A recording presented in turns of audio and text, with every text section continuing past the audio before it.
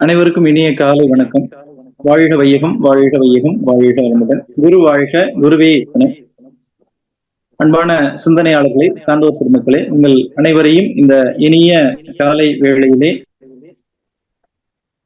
வணங்கி வாழ்த்தி வரவேற்று ஆசான் அருட்தந்தை யோகிராஜ் வேதாத்ரி மகிழ்ச்சி அவர்களுடைய நோக்கமாகிய உலக சமாதானம், உலக அமைதி என்ற ஒரு நிலையை அடைவதற்காக, உலக அமைதி என்ற ஒரு நிலையை அடையும் வழிமுறையாக ஒவ்வொரு தனி மனிதனும் அமைதி பெற வேண்டும் என்ற எண்ணத்திலே சில தனி மனிதர்களால் இணைய பெற்றது குடும்பம், பல குடும்பங்களால் இணைய பெற்றது ஊர் சமுதாயம், பல ஊர்களால் இணைய பெற்றது நாடு, பல நாடுகளால் இணைய பெற்றது இந்த உலகம். எனவே உலக அமைதியினுடைய தொடக்கம் என்பது ஒவ்வொரு தனி மனிதனிலிருந்து தொடங்க வேண்டும் என்ற அடிப்படையில் தனி மனித உடல் ஆரோக்கியத்திற்காக உடற்பயிற்சி முறைகளையும், உயிர் திணிவு பெற்று வலிமை பெற்று நீண்ட ஆயுள் பெறுவதற்கு காயகல்ப பயிற்சி முறைகளையும், மனம் அமைதி பெறுவதற்கு அகத்தவம் தியான பயிற்சி முறைகளையும், மனம் தெளிவு பெற்று அறிவிலே உயர்வு பெறுவதற்கு அகத்தாய்வு பயிற்சி முறைகளையும் மனவளக்கலை என்ற பெயரிலே தொகுத்து வைத்திருக்கின்றார்கள் ஆசான் அருட்தந்தை யோகிராஜ் வேதாத்ரி மகிழ்ச்சி அவர்கள். இந்த உன்னதமான உலக சமாதானம், உலக அமைதி என்ற ஒரு திட்டத்திலே நாம் நம்மையும் இணைத்துக் கொள்வதன் பொருட்டு இந்த பயிற்சி முறைகளை முறையாக செய்து வருவோம் என்று உறுதிமொழி ஏற்றுக்கொண்டு சங்கல்பம் செய்து கொண்டு இன்றைய இந்த நிகழ்வினை நிறைவாக நடத்தி தரும்படி எல்லாம் வல்ல பேராற்றலையும் ஆசான் அருட்தந்தை யோகிராஜ் வேதாத்ரி மகிழ்ச்சி அவர்களையும் பிரபஞ்சம் முழுவதும் நிறைந்திருந்து நம்ம எப்பொழுதும் வழி நடத்தி கொண்டிருக்கக்கூடிய அனைத்து குருமார்களையும் வணங்கி நிகழ்வை தொடங்குகிறோம். வாழ்க வளமுடன், வாழ்க வளமுடன், வாழ்க வளமுடன். எல்லாரையும் இந்த இனிய காலை வேளையில இந்த ஜூம் இணையதள சந்திப்பின் மூலமாக சந்திக்கிறதுல ரொம்ப மகிழ்ச்சி. நம்முடைய ஆசான் அருட்தந்தை யோகிராஜ் வேதாத்ரி மகிழ்ச்சி அவருடைய நோக்கம் என்பது உலக சமாதானம், உலக அமைதி. இதுல என்ன ஒரு விஷயம்னு சொல்லி கேட்டோம் அப்படின்னா, இந்த உலக அமைதியை பற்றி நாம் சிந்தனைக்கு எடுத்துக்கொள்ளும் பொழுது ஒவ்வொரு ஆன்மீக பெரியோர்கள், நம்ம இன்னைக்கு சமகாலத்துல இருந்த நமக்கு அருட்தந்தை யோகிராஜ் வேதாத்ரி மகிழ்ச்சி அவருடைய குருபிரானாக இருந்த, வழிகாட்டியாக இருந்த வள்ளல் பிரானாக இருக்கட்டும், விவேகானந்தராக இருக்கட்டும், உலகம் முழுவதும் சென்று ஆன்மீகத்தை பரப்புவதற்காக உழைத்துக் கொண்டிருக்கக்கூடிய, சமகாலத்தில் வாழ்ந்து கொண்டிருக்கக்கூடிய அத்தனை குருமார்களுடைய நோக்கம் அப்படின்னு சொல்லக்கூடியது என்னன்னு சொல்லி கேட்டோம் அப்படின்னா, உலக மக்கள் அனைவரும் ஆரோக்கியமாக வாழ வேண்டும், அமைதியாக வாழ வேண்டும் அப்படின்றதுதான் ஒரு பெரிய நோக்கம். உலகம் சமநிலை பெற வேண்டும், உயர்வு தாழ்வில்லா நிலை வேண்டும், நிறைவே காண்டும் மனம் வேண்டும், இறைவா அதனை தர வேண்டும் அப்படின்றதுதான் அடிப்படையான நோக்கம். நமக்கு இந்த ஒரு விளக்கத்தை நாம் தெரிந்து கொண்டோம் அப்படின்னு சொல்லி கேட்டோம் அப்படின்னா, இத ஓரளவுக்கு நம்ம முதல் பாகமாக செப்டம்பர் மாதம் 27ஆம் நம்ம இதே சிந்தனையை நம்ம எடுத்திருக்கிறோம். எடுத்துட்டு நம்ம ஒரு பகுதி, அதாவது அன்னைக்கு சிந்திக்கும் பொழுது மகிழ்ச்சியினுடைய குறிப்பிட்ட பாடல்கள், உலக சமாதானம் அப்படின்ற ஒரு கவியில இருந்த சில குறிப்பிட்ட பகுதிகளை மட்டும் எடுத்து நாம் அதை சிந்தனைக்கு எடுத்துக்கொண்டோம். அதை தொடர்ந்து நாம சிந்திக்கும் பொழுது இது ஒரு பெரிய ஒரு விஷயம், அத ஒரே நாள்ல இதை முழுமையாக நம்ம எடுத்துக்கொள்ள முடியாது அப்படின்ற அடிப்படையில அடுத்த பாகமாக இது 2ஆம் பாகம் நம்ம இன்னைக்கு எடுத்திருக்கிறோம். இந்த 2ஆம் பாகத்துல மகிழ்ச்சி அவங்க கொடுத்திருக்கக்கூடிய ஒவ்வொரு கவி, அதாவது இந்த உலக சமாதானம் அப்படின்ற ஒரு புத்தகம் அப்படின்னு சொல்லக்கூடியது, நம்ம நான் பல இடங்கள்ல மனவளக்கலை அன்பர்கள் கிட்ட நான் கேட்கிறேன், என்னன்னா உலக சமாதான புத்தகம் உங்க எல்லோரிடமும் இருக்கிறதா அப்படின்ற ஒரு கேள்வி கேட்பேன். ஒரு 100 அன்பர்கள் 200 அன்பர்கள் இருக்கக்கூடிய இடங்கள்ல பார்த்தோம் அப்படின்னா ஒரு 10% பேர்கிட்ட அந்த புத்தகம் இருக்கிறத இப்போ ஓரளவுக்கு, முன்னாடி அது ரொம்ப குறைவா இருந்தது, இப்ப 10% பேர்கிட்ட அந்த மனவளக்கலை புத்தகம் இருக்கு. அது அந்த வகையில ரொம்ப ஒரு மகிழ்ச்சி. அதற்கடுத்து பார்த்தோம் அப்படின்னா அந்த 10% புத்தகம் இருக்கிறவங்கள எத்தனை பேர் அந்த புத்தகத்தை படிச்சிருக்கிறீங்க அப்படின்ற ஒரு கேள்வியும் கேட்கறத நான் ஒரு வழக்கமா வச்சிருக்கிறேன். அப்ப கேட்கும் பொழுது அந்த 10% பேர்ல கொஞ்சம் அதை படிச்சுட்டு இருக்கிறாங்க அப்படின்ற ஒரு விஷயத்தையும் இப்ப நம்ம கேட்கும்போது ரொம்ப சந்தோஷம். எதுக்கு நான் இதை எல்லா இடத்துலயும் கேட்கிறேன் அப்படின்னு சொல்லி கேட்டோம் அப்படின்னா, எப்பொழுது இந்த ஆன்மீக பயிற்சியை இன்னைக்கு உலகத்துல சொல்லி கொடுக்கறதுக்கு நிறைய தனி நபர்கள், குருன்னு சொல்லி கொடுக்க தனி நபர்கள் இருக்கிறாங்க, அமைப்புகள் இருக்கிறது, ஆசிரியர்கள் இருக்கிறாங்க. உலகம் முழுக்க இன்னைக்கு ஒவ்வொரு நாடுகள்லையும் ஒவ்வொரு இடங்கள்லையும் இதை சொல்லிக் கொடுக்கறதுக்கு அவங்களுக்கு தனிப்பட்ட முறையில கிடைக்கப்பெற்ற அனுபவங்களை ஆன்மீக அனுபவம் அப்படின்னு சொல்லிட்டு பிறருக்கு பகிர்ந்தளிக்கக்கூடிய பெரியோர்கள் உலகம் முழுக்க வாழ்ந்துட்டு இருக்கிறாங்க. அப்படி வாழ்ந்து கொண்டிருக்கும் பொழுது அவங்களுக்கு சில அனுபவங்கள் கிடைக்குது. அந்த அனுபவங்கள் எதுக்காக அப்படின்னு சொல்லி கேட்டோம் அப்படின்னா, நாம எல்லோரும் இந்த உலகத்துல, அதாவது நாம பிறந்தது பார்த்தோம் அப்படின்னா ஏன் பிறந்தோம் அப்படின்ற ஒரு விஷயம் எனக்கு தெரியாது. நம்ம இந்த மனவளக்கலை மன்றங்களுக்கு வருவதற்கு முன்பாக ஏன் பிறந்தோம் அப்படின்ற ஒரு விஷயம் நமக்கு தெரியாது. ஏன் வாழ்ந்துட்டு இருக்கிறோம் அப்படின்ற ஒரு விஷயம் தெரியாது. ஏன் எனக்கு நான் இந்த அப்பா அம்மாவுக்கு பிறந்திருக்கிறேன் அப்படின்ற ஒரு விஷயம் எனக்கு தெரியாது. எனக்கு ஏன் இந்த வாழ்க்கை துணை கிடைச்சாங்க அப்படின்ற ஒரு விஷயம் எனக்கு தெரியாது. எனக்கு இந்த குழந்தைகள் ஏன் பிறந்தாங்க அப்படின்ற ஒரு விஷயம் எனக்கு தெரியாது. இந்த கேள்விகளுக்கெல்லாம் நமக்கு எளிமையான விடை கொடுத்தவர் யாரு அப்படின்னு சொல்லி கேட்டீங்கன்னா நம்முடைய குருபிரான் வேதாத்ரி மகரிஷி அவங்க. இந்த விடை அவங்க எப்படி கொடுத்தாங்க அப்படின்ற ஒரு விஷயத்துக்கு போறதுக்கு முன்னாடி அவங்க இந்த பயிற்சிகள் எல்லாம் கொடுத்து வந்து நமக்கு ரொம்ப ஒரு திருப்தி, அதாவது மனதளவுல வந்து ஒரு திருப்தியான மனநிலை நமக்கு உருவாயிருக்கு அப்படின்னு சொல்லலாம். நிச்சயமாக உருவாயிருக்க வேண்டும். அப்படி உருவாகல அப்படின்னா அத நாம பயிற்சியை முறையாக இன்னும் மேற்கொள்ளவில்லை அப்படின்றத நம்மளுடைய பொருளாக இருக்கும். அது பயிற்சியை சொல்லிக் கொடுக்கறதுக்கு நமக்கு நிறைய மன்றங்கள் உலகம் முழுக்க நடந்துட்டு இருக்கு. நிறைய ஆசிரியர்களை நமக்கு தெரியும். ஆழியார்ல தொடர்ந்து சிறப்பான பயிற்சி முறைகள் நடந்துட்டு இருக்கு. அடிப்படை பயிற்சியிலிருந்து பிரம்ம ஞானத்திலிருந்து அருள்நிதியர் பயிற்சி, துணை பேராசிரியர், ஆசிரியர்களுடைய MRC அப்படின்றது வரைக்கும் வந்து நமக்கு ஆழியார்ல சிறப்பா நடந்துட்டு இருக்கு. இதுல வந்து நமக்கு அந்த திருப்தி, நிறைவு அப்படின்ற ஒரு விஷயம் நமக்கு இயல்பாக கிடைத்து விடும். அது கன்ஃபார்மா உறுதியா சொல்ல முடியும். இப்ப எனக்கு ஏதாவது குறையோட இருக்கிறேன் அப்படின்னு சொல்லி சொன்னோம் அப்படின்னா அங்க அது நம்ம கிட்டதான் ஏதோ ஒரு குறையா இருக்கும். சரிங்களா? இயல்பா வந்து அங்க இயற்கையில எந்த ஒரு குறையும், இயற்கையில் எங்கும் இன்பமே விளைந்திருக்கிறது அப்படின்றத மகிழ்ச்சி ரொம்ப தெளிவாவே சொல்லியிருக்கிறாங்க. இயற்கையில எந்த ஒரு குறையுமே இல்லை. அப்ப அந்த ஏதாவது குறை இருந்ததுன்னா அது நம்மளுடைய குறைதான். அதை நிவர்த்தி பண்ணலாம். அதுக்கு மன்றத்துக்கு நீங்க போனீங்கன்னாலே போதும். சரிங்களா? மன்றத்துக்கு நீங்க போனீங்கன்னாலே உங்களுக்கு அந்த குறை என்பது நிவர்த்தி செய்யப்பட்டு விடும். இது ஒரு தனி நிலையில நம்ம இப்ப இந்த ஜூம்ல இணையதளத்துல இருக்கிறவங்க பெரும்பாலும் நம்ம அருள்நிதியர்களாகவும் பிரம்மஞானிகளாகவும் ஓரளவுக்கு நம்ம பயிற்சியில ஒரு பல ஆண்டு அனுபவங்களுடையவங்க தான் நம்ம இதுல இருக்கிறோம். சரிங்களா? இருப்போம். அதுல ஒரு புதிய அன்பர்களும் இருக்கலாம். நிச்சயமா அவங்களுக்கும் இந்த விளக்கம் பொருத்தமானதாகத்தான் இருக்கும். மன்றத்துக்கு போகும்போது அவங்களுக்கு ஒரு ஏற்கனவே இருந்த நிலையிலிருந்து, குறையான மனநிலையிலிருந்து நிறைவான மனநிலை, எனக்கு உடல் நலத்துல குறைபாடா, உடல் நலம் சரியாகும்.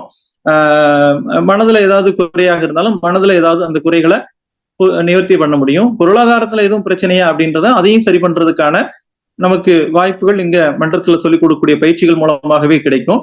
உடல் நலம் எனக்கு கிடைக்கும், மன அமைதி, மனவளம் என்பது மேன்மை பெறும். அடுத்தது பொருளாதாரத்துல என்னால மேன்மை அடைய முடியும்.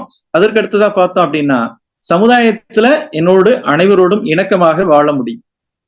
இதெல்லாம் வந்து நம்ம மனவளக்கலை பயிற்சிகள் மூலமாக நமக்கு கிடைக்கக்கூடிய ஒரு விஷயம். இந்த கிடைக்கக்கூடிய விஷயத்துல நம்முடைய ஏதாவது ஒரு இடத்துல வந்து பார்த்தோம் அப்படின்னா ஒரு குறைவான ஒரு மனநிலை, எனக்கு வந்து இது இல்லை அது இல்லை அப்படின்ற மாதிரியான ஒரு மனநிலை இருக்கு அப்படின்னு சொல்லி கேட்டோம்னா நம்ம என்ன பண்ணிடுவோம் அப்படின்னா அந்த பயிற்சியை தொடர்ந்து செய்ய மாட்டோம். பயிற்சியை நம்ம தொடர்ந்து செய்யாத போது மறுபடியும் என்ன செய்வோம்னா இந்த பரமபதத்துல ஏனில ஏறிட்டே இருப்போம். சடனா வந்து என்ன செஞ்சிருவோம், ஒரு இது பாம்பு இதான உடனே மறுபடியும் கீழே வந்துருவாங்க இல்லைங்களா? மறுபடியும் என்ன செய்வாங்கன்னா அவங்க கீழ் நிலைக்கு வந்துருவாங்க. அப்ப இந்த மேல உயர்ந்தவங்க இந்த குறை எதனால வந்தது அப்படின்னு சொல்லி கண்டுபிடிச்சோம் அப்படின்னா அது இன்னும் கொஞ்சம் ஆழமா போகணும். நம்ம போக வேண்டியது தேவை அப்படின்றது ஒண்ணு இருக்கு. என்னன்னா நம்ம பயிற்சி எடுத்தது வந்து எனக்கு மட்டும்தான் அப்படின்னு சொல்லி நினைச்சிட்டோம். எனக்கு மட்டும்தான் நான் பயிற்சி எடுத்தேன், நான் மட்டும் நல்லா இருந்தா போதும், எனக்கு இன்னும் நல்லா இதெல்லாம் வேணும், இந்த பயிற்சி பண்ணா எனக்கு எல்லாமே கிடைக்குது, அது கிடைக்குது, இது கிடைக்குது, இன்னும் கேட்கறதெல்லாம் கிடைக்குது, அப்ப இன்னும் கொஞ்சம் நிறைய வேணும் அப்படின்னு சொல்லி கேட்டு நம்ம பயிற்சி பண்ணும்போது அங்க வந்து என்ன ஆயிருதுன்னா எதிர்பார்ப்பு ஏமாற்றமாக மாறிவிடுகிறது. அந்த ஏமாற்றம் பயிற்சியை செய்வதற்கு எனக்கு ஆர்வத்தை குறைச்சிருது. அப்ப அந்த ஆர்வத்தை குறைச்ச உடனே என்ன பண்ணிடுறேன், நான் பயிற்சியை விட்டுட்டு வேற ஏதாவது தடமாற்றமாக மாறிவிடுகிறது. அந்த தடமாற்றம் என்னுடைய வாழ்க்கையில மறுபடியும் நான் எங்க ஆரம்பிச்சோன்னா அந்த இடத்துக்கு கொண்டு போய் விட்டுருது. சரிங்களா? இப்ப நம்ம இந்த பயிற்சிகளை தொடர்ந்து மேற்கொள்வதற்கு நமக்கு என்ன வேணும் அப்படின்னா நாம ஒரு பயிற்சியை ஒரு குரு கிட்ட இருந்து கத்துக்கிறோம் அப்படின்னா குருவினுடைய நோக்கமும் நம்முடைய நோக்கமும் ஒன்றாக இருக்க வேண்டும். குருவோட நோக்கமும் நம்மளுடைய நோக்கமும் ஒன்னா இருக்கணும். சரிங்களா? அப்ப குருவோட நோக்கம் வேற, என்னோட நோக்கம் வேற அப்படின்னு சொல்லி இருந்தோம் அப்படின்னா என்ன ஆகும் அப்படின்னா அதனுடைய பலன் நமக்கு கிடைக்கும். சரிங்களா? அந்த நோக்கம் மாறும்போது கிடைத்த பலன்னா என்ன ஆயிரும், வீணா போயிடும். சரிங்களா? வீணாக போய்விடும். அந்த நமக்கு இது வரைக்கும் அவங்களுடைய நோக்கத்துக்கு மாறா நம்ம ஏதாவது ஒண்ணு செய்யும் போது அந்த பலன் முழுக்க என்னவாகிரும்னு சொல்லி கேட்டீங்கன்னா முழுமையாக இருக்காது, வீணா போயிரும்னா என்ன, முழுமை பெறாம இருக்கும். நமக்கு எப்பவுமே முழுமைதான் ஒரு நிறைவு அப்படின்ற ஒரு விஷயத்தை எடுத்துக்கிறோம் இல்லைங்களா? அப்ப அந்த நிறைவு கிடைக்கணும் அப்படின்னா குருவினுடைய நோக்கமும் என்னுடைய நோக்கமும் ஒன்றாக இருக்க வேண்டும். இப்ப குருவோட நோக்கம் என்னன்னு சொல்லி கேட்டோம்னா, உலக அமைதி, உலக சமாதானம் தான் அவங்களுடைய முழுமையான நோக்கம். உங்களுடைய தனிப்பட்ட விருப்பம் என்பது வேறு, குருவினுடைய நோக்கம் என்பது வேறு. ஒவ்வொரு ஆன்மாவினுடைய தனிப்பட்ட விருப்பம் என்பது முக்தி அடைய வேண்டும், இறைவனை உணர வேண்டும் அப்படின்றது தனிப்பட்ட ஆன்மாவினுடைய விருப்பம். அது நிச்சயமாக காலத்தால் நடந்தே தீரும். காலத்தால அது நடந்தே தீரும். அது எந்த பிறவியா இல்ல உங்களுடைய பிறவி தொடர் எந்த அளவுக்கு இருக்கு, அது எப்ப கிடைக்கும் அப்படின்றது அவங்களுடைய தனிப்பட்ட முயற்சி, பயிற்சி, அதன் காரணமாக விளைவு, தொடர் விளைவு, அதற்கு இதெல்லாம் நமக்கு நடக்கக்கூடிய விஷயங்கள்.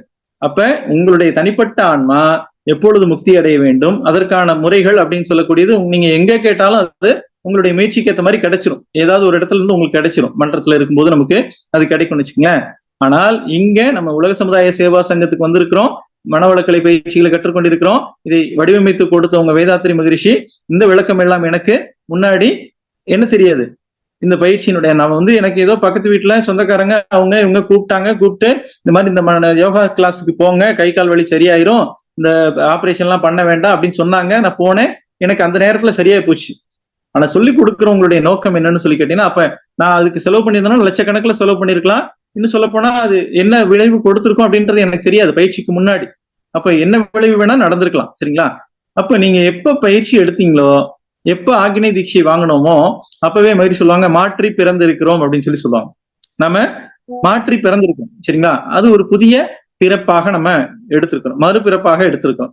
அப்போ உங்களுக்கு பிறவியை கொடுத்தவங்க அவங்களுடைய நோக்கமும் உங்களுடைய நோக்கமும் ஒன்னாத்தானே இருக்கும். இப்ப என்னுடைய சஞ்சித கர்மம் அப்படின்றது எனக்கு பிராரத்த கர்மமாகவும் ஆகாமிய கர்மமாகவும் இருக்கு.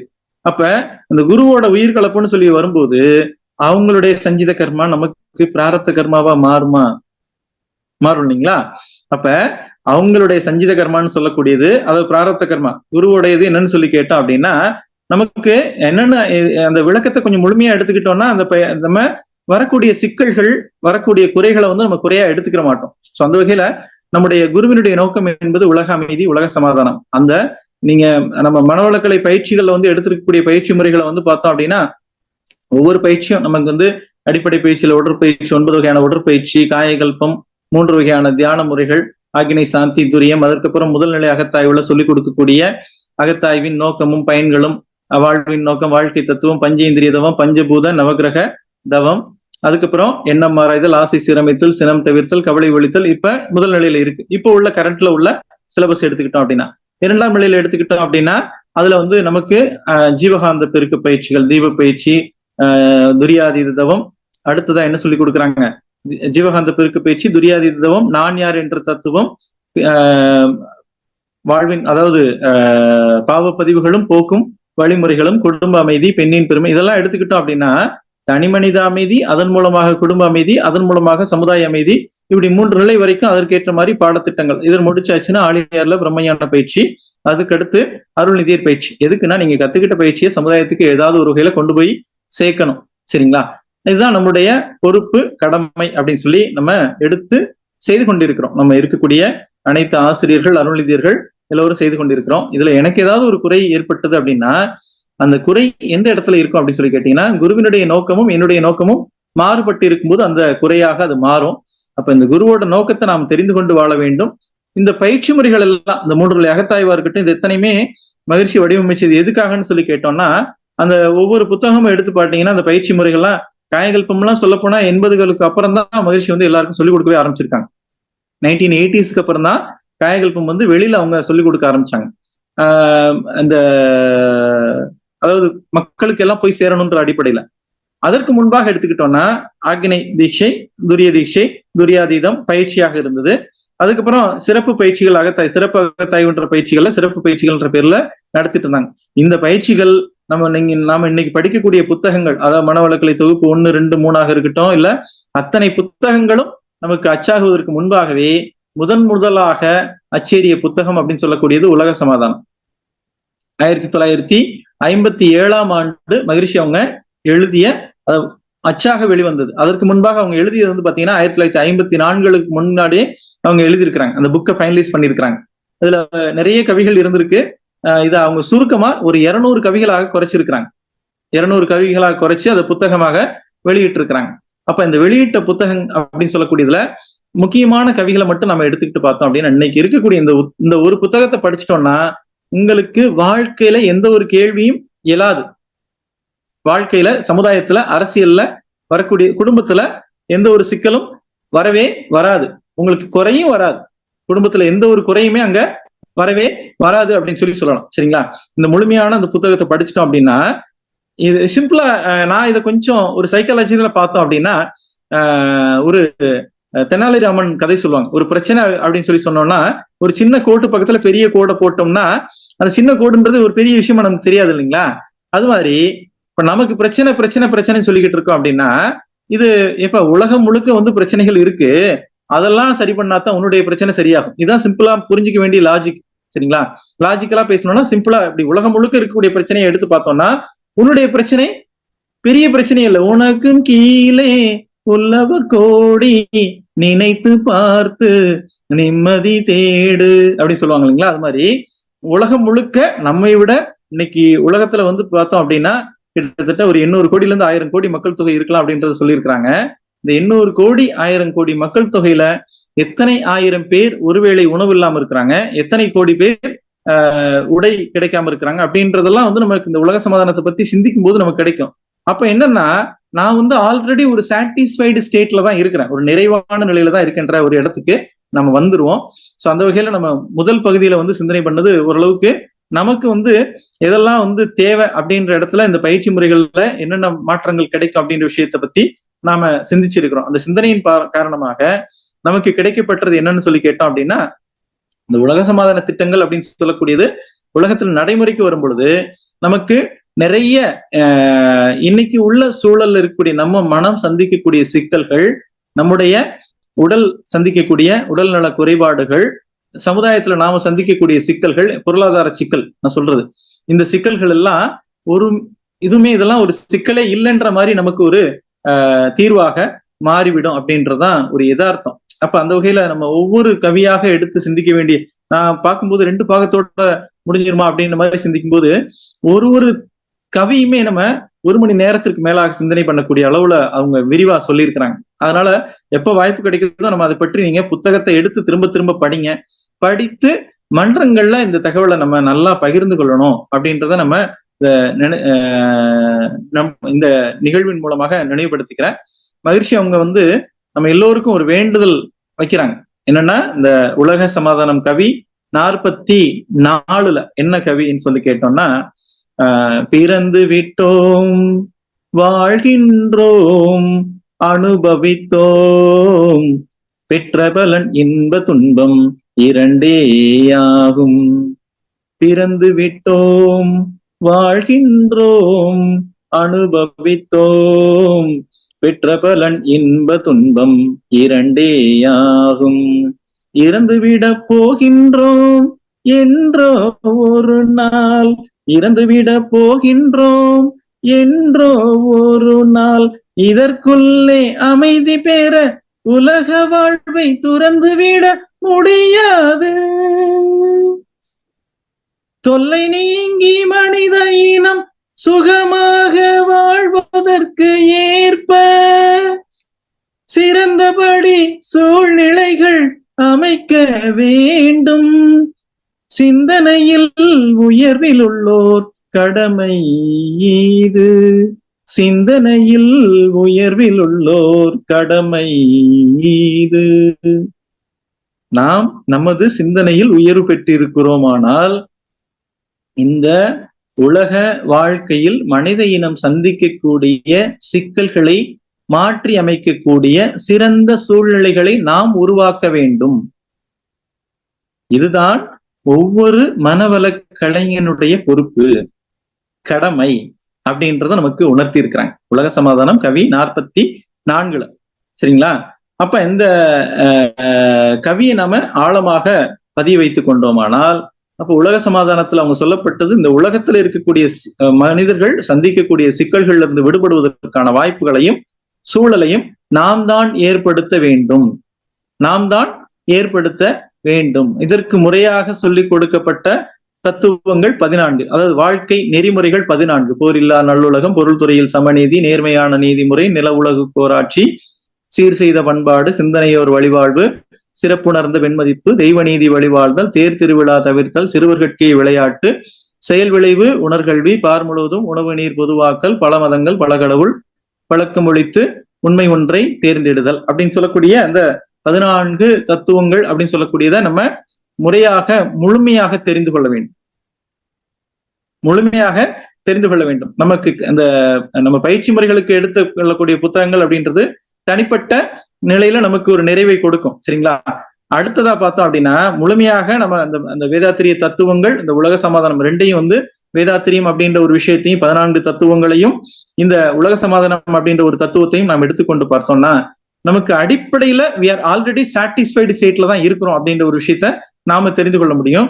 அப்ப சமுதாய சிக்கல்களை நம்ம சீர்திருத்த வேண்டும் அப்படின்ற ஒரு பொறுப்பும் கடமையும் எனக்கு இருக்கிறது அப்படின்றத உணர்ந்துகிட்டோம் அப்படின்னா, நம்ம இந்த 2ஆம் பாகத்துல மகிழ்ச்சி அவங்க சொல்லிக் கொடுக்கக்கூடிய முதல் கவியாக, அதாவது 57 உலக சமாதான புத்தகத்துல கவியன் 57, அதுல என்ன சொல்றாங்க அப்படின்னா, 2ஆம் பாகம் அப்படின்ற உலக சமாதானம் 2ஆம் பாகத்துல நமக்கு 57வது கவியாக சொல்லிக் கொடுக்கக்கூடியது நான் என்ற தத்துவமே நாம் அப்படின்னு சொல்றாங்க. நான் யார் அப்படின்ற ஒரு கேள்வி எடுத்துக்கொண்டு பார்த்தோம் அப்படின்னா, நான் என்ற தத்துவமே நாமாய் உள்ளோம், நாடுகள் பலவற்றில் வாழுகின்றோம், நாடுகள் பலவற்றில் வாழுகின்றோம், ஊன் உருவம் வரை அறிவை எல்லையாக்கி.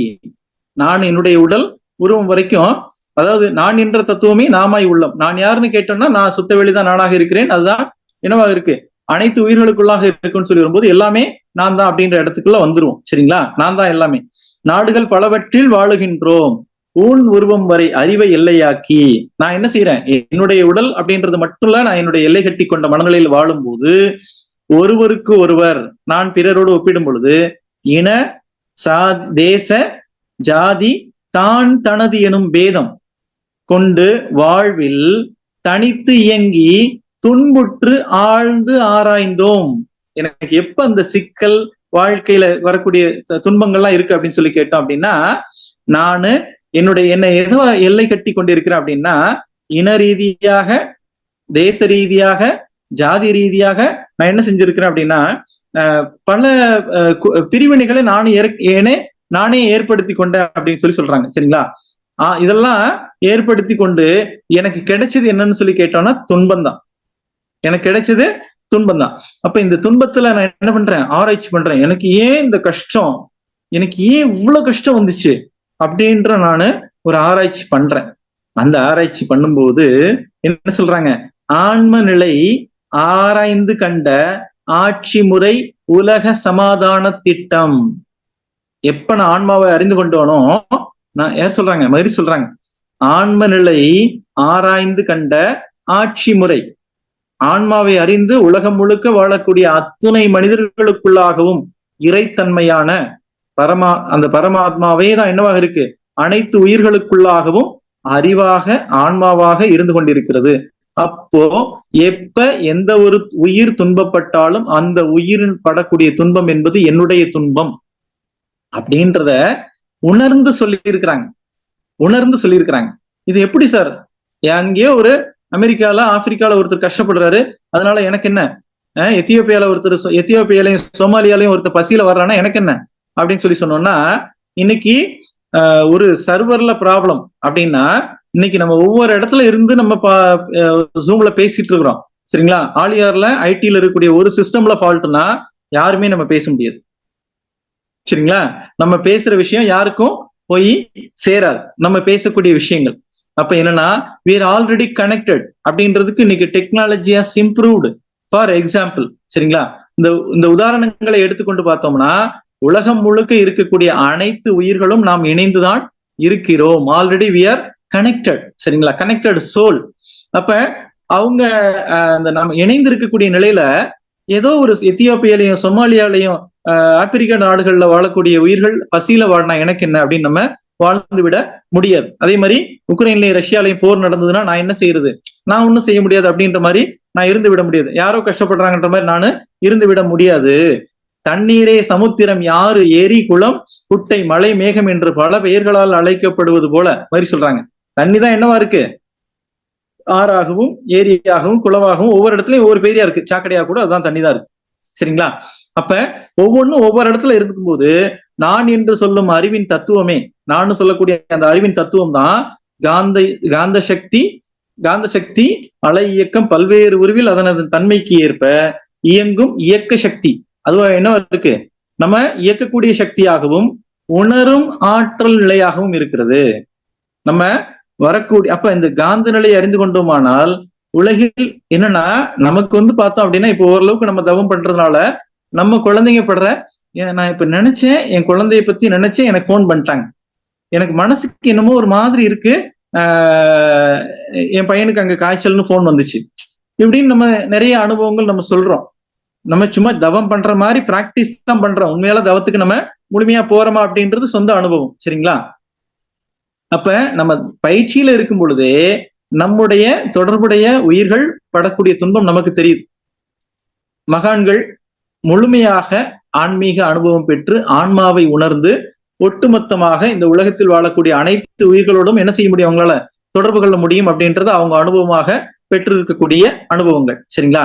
அப்ப நான் எங்கேயோ வாழக்கூடிய ஒரு உயிர் சரிங்களா துன்பம் அடையுது, அது துன்பம் அடைஞ்சா எனக்கு என்ன அப்படின்றத அவங்க இயல்பாக விட்டு விடல. சரிங்களா?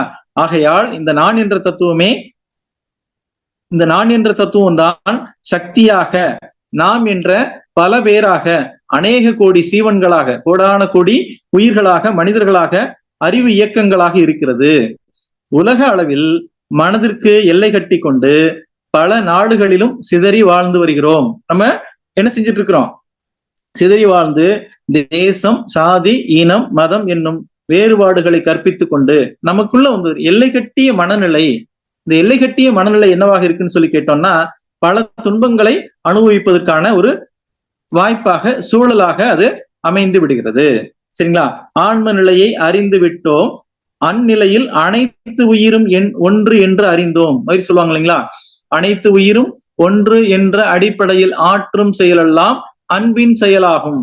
எனக்கு வாழக்கூடிய சக மனிதர்களிடம் எனக்கு வெறுப்போ கோபமோ வஞ்சமோ பயமோ இருந்தால் எனக்கு அந்த முழுமையான உணர்வு என்பது கிடைக்கவில்லை. யாரோ ஒருவரை நீங்கள் பிடிக்கவில்லை என்று சொன்னால் யாரை நீங்கள் வெறுத்தாலும் உங்களையே வெறுக்கிறீர்கள்.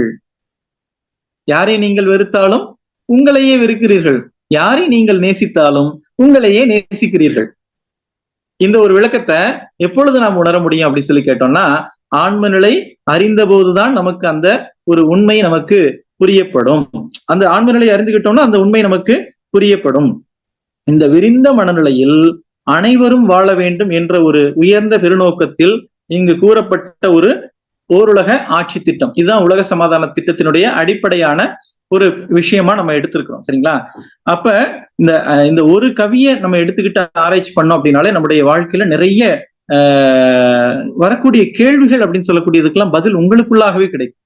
உங்களுக்குள்ளாகவே கிடைக்கும். நம்ம யாருகிட்டையும் போய் கேட்கணும் அப்படின்ற ஒரு அவசியம் தேவைப்படாது. இந்த உலக சமாதானம் அப்படின்ற ஒரு புத்தகத்தை நாம் முழுமையாக உணர்ந்து அதை நம்ம என்ன செய்யணும், அருட்தந்தை அவர்கள் நமக்கு என்ன நோக்கத்திற்காக அந்த பயிற்சிகளை கொடுத்தாங்க, குருவினுடைய நோக்கமும் என்னுடைய நோக்கமும் ஒன்றாக மாற வேண்டும்.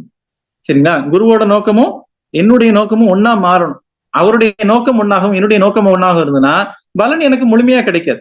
பலன் கிடைக்கும், ஆனா முழுமையான பலனாக கிடைக்காது. 58வது ஒரு கவியா சொல்றாங்க, பொது ஆட்சி. எங்கெங்கு இன்னைக்கு உலகத்துல பார்த்தோம் அப்படின்னா அவருடைய அந்த நாட்டுல நிர்வாகம் பண்ணக்கூடிய நபர் ஒரு முடிவு எடுக்கிறாரு, இன்னொரு நாட்டுல நிர்வாகம் பண்ணக்கூடிய ஒரு நபர், ஒரு அரசியல் தலைவர் ஒரு முடிவு எடுக்கிறாங்க. இந்த நாட்டுக்கு நாடு வாழக்கூடிய நபர்கள் சரிங்களா, இன்னும் நமக்கு ஒவ்வொரு நாட்டிலையும் வாழக்கூடிய அரசியல் தலைவர்கள் அவங்களுடைய மன அலைச்சூழல் வேகத்திற்கு தகுந்தவாறு அவங்களுக்கு கிடைக்கப்படக்கூடிய அனுபவத்தின் அடிப்படையில் எடுக்கக்கூடிய முடிவுகள் ஒரு நாட்டுக்கும் இன்னொரு நாட்டுக்கும் போர் அப்படின்ற அடிப்படையிலையும், ஒரு நாட்டுல சில பொருளாதார கொள்கைகள் எடுக்கக்கூடிய பொருளாதார கொள்கைகள் இன்னொரு நாட்டை பாதிப்படைய செய்யக்கூடிய அளவுல இன்னைக்கு இருக்கு. என்ன செய்யறாங்கன்னா பொது ஆட்சி, இந்த உலக சமாதானம் கவி 58ல பொது ஆட்சி அப்படின்ற ஒண்ணு சொல்றாங்க. எங்கெங்கும் உலகினிலே பிறப்போர்க்கு எல்லாம், எங்கெங்கும் உலகினிலே பிறப்போர்க்கு எல்லாம் இவ்வுலகம் சொந்தமென்று உண்மை ஏற்று. உலகத்துல நீங்க எங்க பிறந்தாலும் சரிங்களா, ஒரு சினிமால கூட பாடல் வரும், அடையாளம் தான் துறப்போம் எல்லா தேசத்திலும் போய் வசிப்போம், அடையாளம் தான் துறப்போம், எல்லா தேசத்திலும் போய் வசிப்போம். அதான் மகரிஷி ஒரு கவியில சொல்றாங்க, எங்கெங்கு உலகினிலே பிறப்போர்க்கு எல்லாம் இவ்வுலகம் சொந்தம் என்ற உண்மை ஏற்று தங்கத்தின் மதிப்பு கொஞ்சம் கஷ்டமா தான் இருக்கும். சரிங்களா? கேட்க ரொம்ப சந்தோஷமா இருக்கும். தங்கம் ஃப்ரீயா கிடைச்சா எப்படி இருக்கும்? மதிப்பே இல்லாம ஆயிடுச்சு. தங்கத்தின் மதிப்பு தனி மனிதன் சொத்து. தங்கத்தின் மதிப்பை இழக்க செய்யணும்ன்றாங்க. இந்த உலக சமாதான திட்டத்துல தங்கம் அப்படின்ற ஒரு விஷயத்துக்கு நம்ம என்ன செஞ்சுக்கிறோம்? நிறைய டைம் ஸ்பெண்ட் பண்றோம். அது ஒரு உலோகம். சரிங்களா? நம்ம பொருளாதாரத்துல ஒரு பெரும் பகுதியை அந்த உலோகம் எடுத்து வைத்திருக்கு. சரிங்களா? நமக்கு இப்ப காந்த தத்துவம் நல்லா தெரியும். நமக்கு சொல்லுவாங்க என்னன்னா, இந்த தங்கத்தை அணியும் போது நமக்கு காந்த சக்தி ஈர்த்து கொடுக்குது. நமக்கு காந்த சக்தி ஈர்க்கிறதுக்கு நிறைய பயிற்சி முறைகள் கொடுத்திருக்கிறாங்க. சரிங்களா? நம்மளையே தங்கமா மாத்தக்கூடிய அளவுல கூட பயிற்சி முறைகள் இருக்கு. சரிங்களா? அப்படின்னு சொல்லியிருக்கிறாங்க சித்தர்கள். சரிங்களா? நமக்கு இந்த உலகத்துக்கு தனி மதிப்பு வேண்டாம் அப்படின்றத மகிழ்ச்சி சொல்லியிருக்கிறாங்க. சரிங்களா? அப்ப என்னன்னா, அந்த தங்கத்தினுடைய மதிப்பை என்ன செஞ்சிடணும்ன்றாங்கன்னா, ஜீரோ ஆக்கணும்ன்றாங்க. இன்னைக்கு ஒரு கிராம் 7,500 ரூபாய் விக்குது சார். என்ன சார் நீங்க டக்குன்னு ஜீரோ ஆக்க சொன்னீங்கன்னா என்னுடைய நகையோட வேல்யூ பூரா குறைஞ்சு போயிருமே. அது உங்களுக்கு இல்ல. இத ஒரு திட்டமா மனசுக்குள்ள வச்சுக்கோங்க. சரிங்களா? இன்னைக்கு அது முன்னாடி பார்த்தோம்னா அது இல்லாம நம்ம போனோம்னு வச்சுக்கலேன். எனக்கெல்லாம் நகை அணியக்கூடிய பழக்கம் உண்டு. எனக்கே நம்ம தனியா ட்ரெயின்ல போகும்போது, ஐயோ நம்ம யாராவது இதை புடிங்கிட்டாங்கன்னா என்ன பண்றது அப்படின்ற ஒரு பயம்லாம் இருக்கும். இப்ப நான் போடுறதே இல்லை, எனக்கு பயமே கிடையாது. யாரும் என்கிட்ட அப்ப என்னன்னா, பெண்ணின் பெருமையை பத்தி மகிழ்ச்சி பேசிட்டு பெண்ணின் பெருமையை பத்தி பேசுறாங்க இல்லைங்களா? இப்ப நம்ம இதை போட்டுட்டு தனியா எங்கேயா சுதந்திரமா போக முடியுமா? ஆபரணம் அப்படின்ற அடிப்படையில நீங்க போடலாம். சரிங்களா? அழகு அப்படின்ற அடிப்படையில நீங்க பயன்படுத்திக்கலாம். இந்த அழகு என்பது நானு யார் ரசிக்கிறதுக்காக அப்படின்றது சொல்லியிருக்கிறாங்க அப்படின்னா, கொஞ்சம் நம்ம ஆழமான சிந்தனை போய்த்தான் ஆகணும். என்னன்னா, நான் உலக சமாதானம் புக்கிய ஒரே நாள்ல படிச்சிடலாமா அப்படின்னு சொல்லிட்டு, அதாவது அந்த சிந்தனைகளை சுருக்கமா ஒரே நாள்ல பேசிடலாமா அப்படின்னு தான் நான் முதல்ல ஆரம்பிச்சேன்.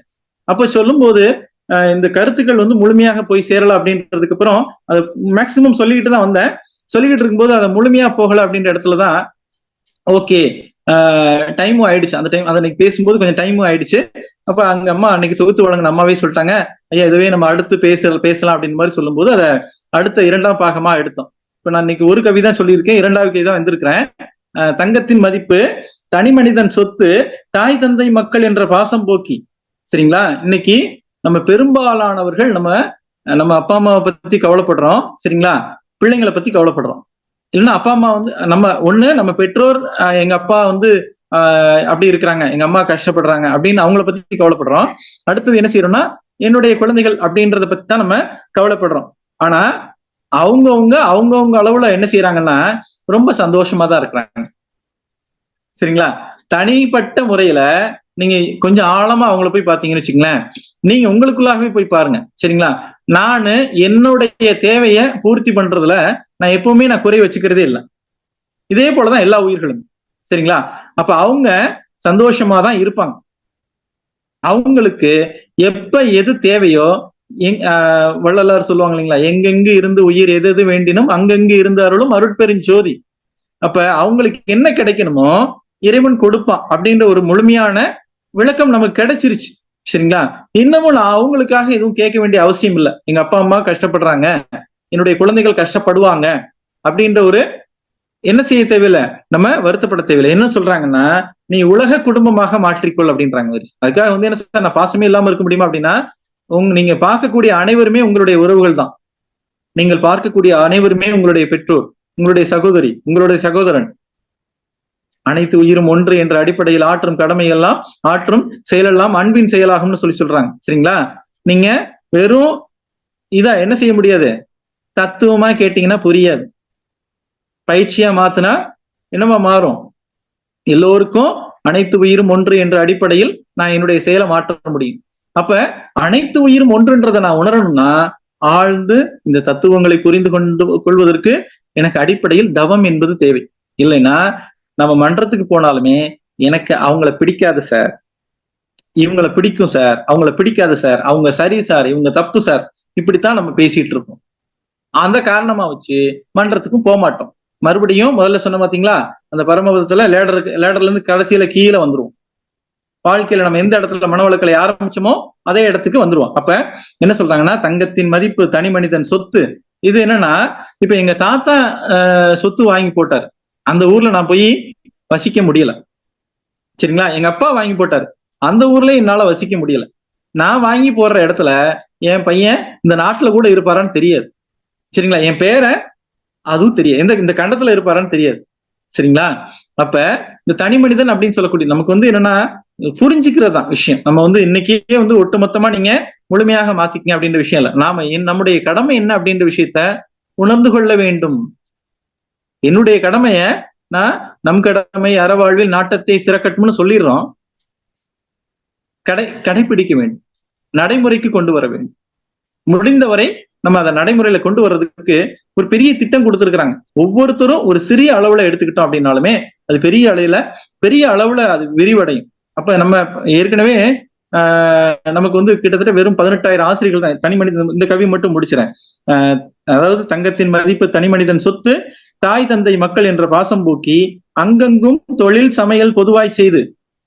பெரிய கஷ்டம் என்னன்னா, காலையில எந்திரிச்சு மகளிருக்கு பெரிய, அதாவது நம்ம பாவப்பதிவுகள்ல பாவப்பதிவு இருக்கான்றதுக்கு ஒரு என்ன சார் அறிகுறி அப்படின்னா, உடலிலே நோய், உள்ளத்தில் களங்கம், மனதிலே குழப்பம், வாழ்க்கையில சிக்கல் சொல்லிடுவோம். சரிங்களா, ஆனா காலையில எந்திரிச்சு என்ன குழம்பு வைக்கிறது, இதை விட பெரிய குழப்பம் நம்ம கிட்ட இருக்கா?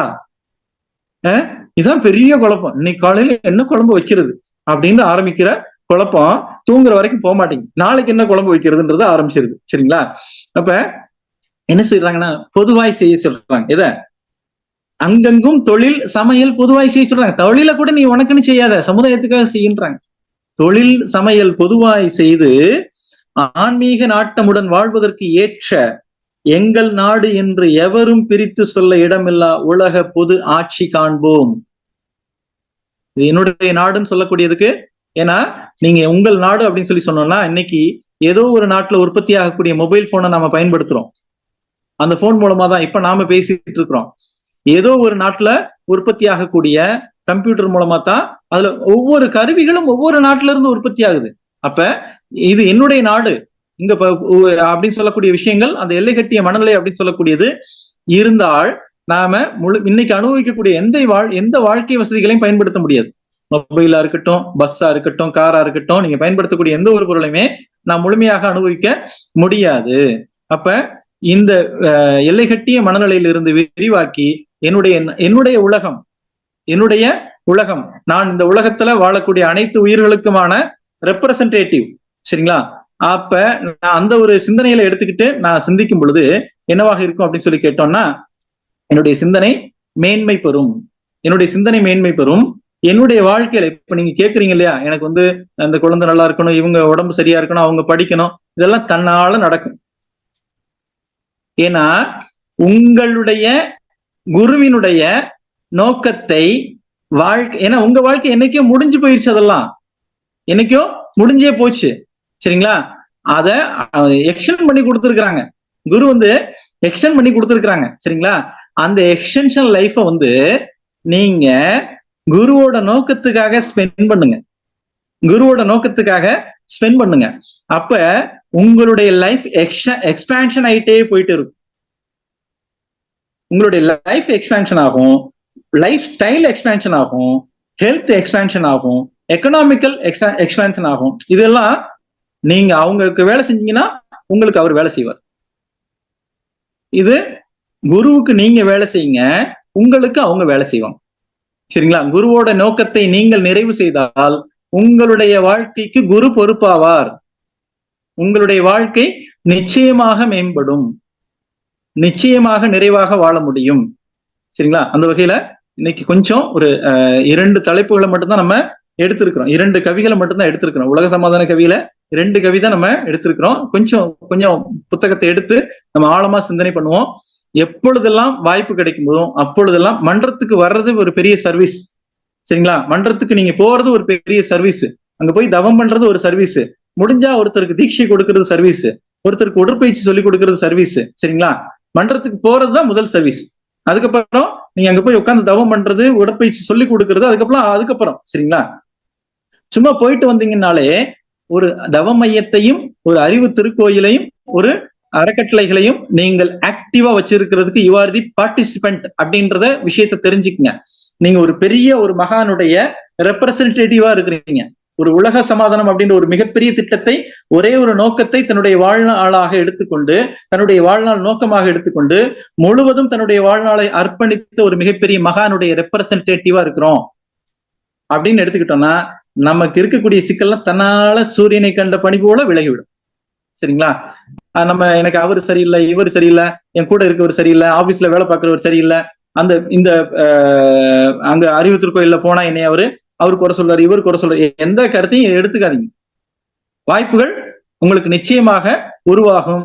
நீங்கள் நிச்சயமாக ஒரு மேன்மையான நிலையை அடைய முடியும். உங்களுடைய இல்லற வாழ்க்கை மேன்மை பெறும், பொருளாதார நிலை மேம்படும், சமுதாயத்தில் உங்களுக்கு இருக்கக்கூடிய நிலை என்பது மேம்படும், உங்களுடைய குடும்ப நிலை மேம்படும், சமுதாயம் நீங்கள் வாழக்கூடிய பகுதி மக்களுடைய வாழ்க்கை தரமே மேம்படும். நீங்கள் ஒருத்தர் ஒழுங்கா பயிற்சி பண்ணீங்கன்னா உங்கள் பகுதியில் வாழக்கூடிய அத்தனை மக்களுடைய மனநிலை, உடல்நிலை, பொருளாதார நிலை மேம்படும். சரிங்களா.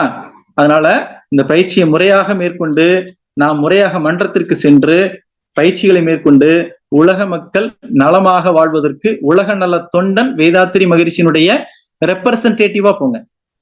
அப்ப நம்ம வாழ்க்கை இன்னும் சிறப்பா இருக்கும். உங்க வாழ்க்கைக்கு அவர் பொறுப்பு. சரிங்களா. வாழ்க்கை வளமுடன். நேரம் கருதி நிறைவு செய்கிறேன். அடுத்து வாய்ப்பு கிடைக்கும் பொழுது நம்ம இந்த உலக சமாதான திட்டங்களை இன்னும் கொஞ்சம் விரிவாக சிந்தனைக்கு எடுத்துக்கொள்ளும். 57 கவிகளை கொஞ்சம் நம்ம சிந்தனைக்கு எடுத்திருக்கிறோம். வாழ்க்கை வளமுடன். தற்போது ஐயா அவர்கள் அன்பர்களின் கேள்விகளுக்கு பதில் வழங்க இருக்கிறார்கள். கேள்வி கேட்க விரும்பும் அன்பர்கள் தங்களுடைய கைபேசியை தாங்களே அன்மியூட் செய்து கொண்டு கேள்விகளை மட்டும் சுருக்கமாக கேட்கும் பொழுது அனைவருக்கும் அது பயனுள்ள முறையில் அமையும் என்பதை அன்போடு தெரிவித்துக் கொள்கிறோம். வாழ்க வளமுடன்.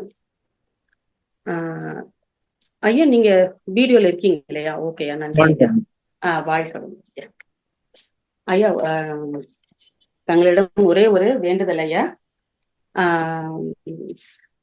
அடியன் ஒரு சிறிய கவிதை எழுதியிருக்கேன். இது 2 வருடங்களுக்கு முன்பாக வேதாத்திரியத்தை பற்றி ஒரு சிறிய கவிதை, தங்களுடைய ஒரு தலைப்போடு ஒட்டியது அப்படிங்கறதுனால அதனை வாசிக்க வேண்டும் என்று விரும்புகிறேன். வாழ்க்கை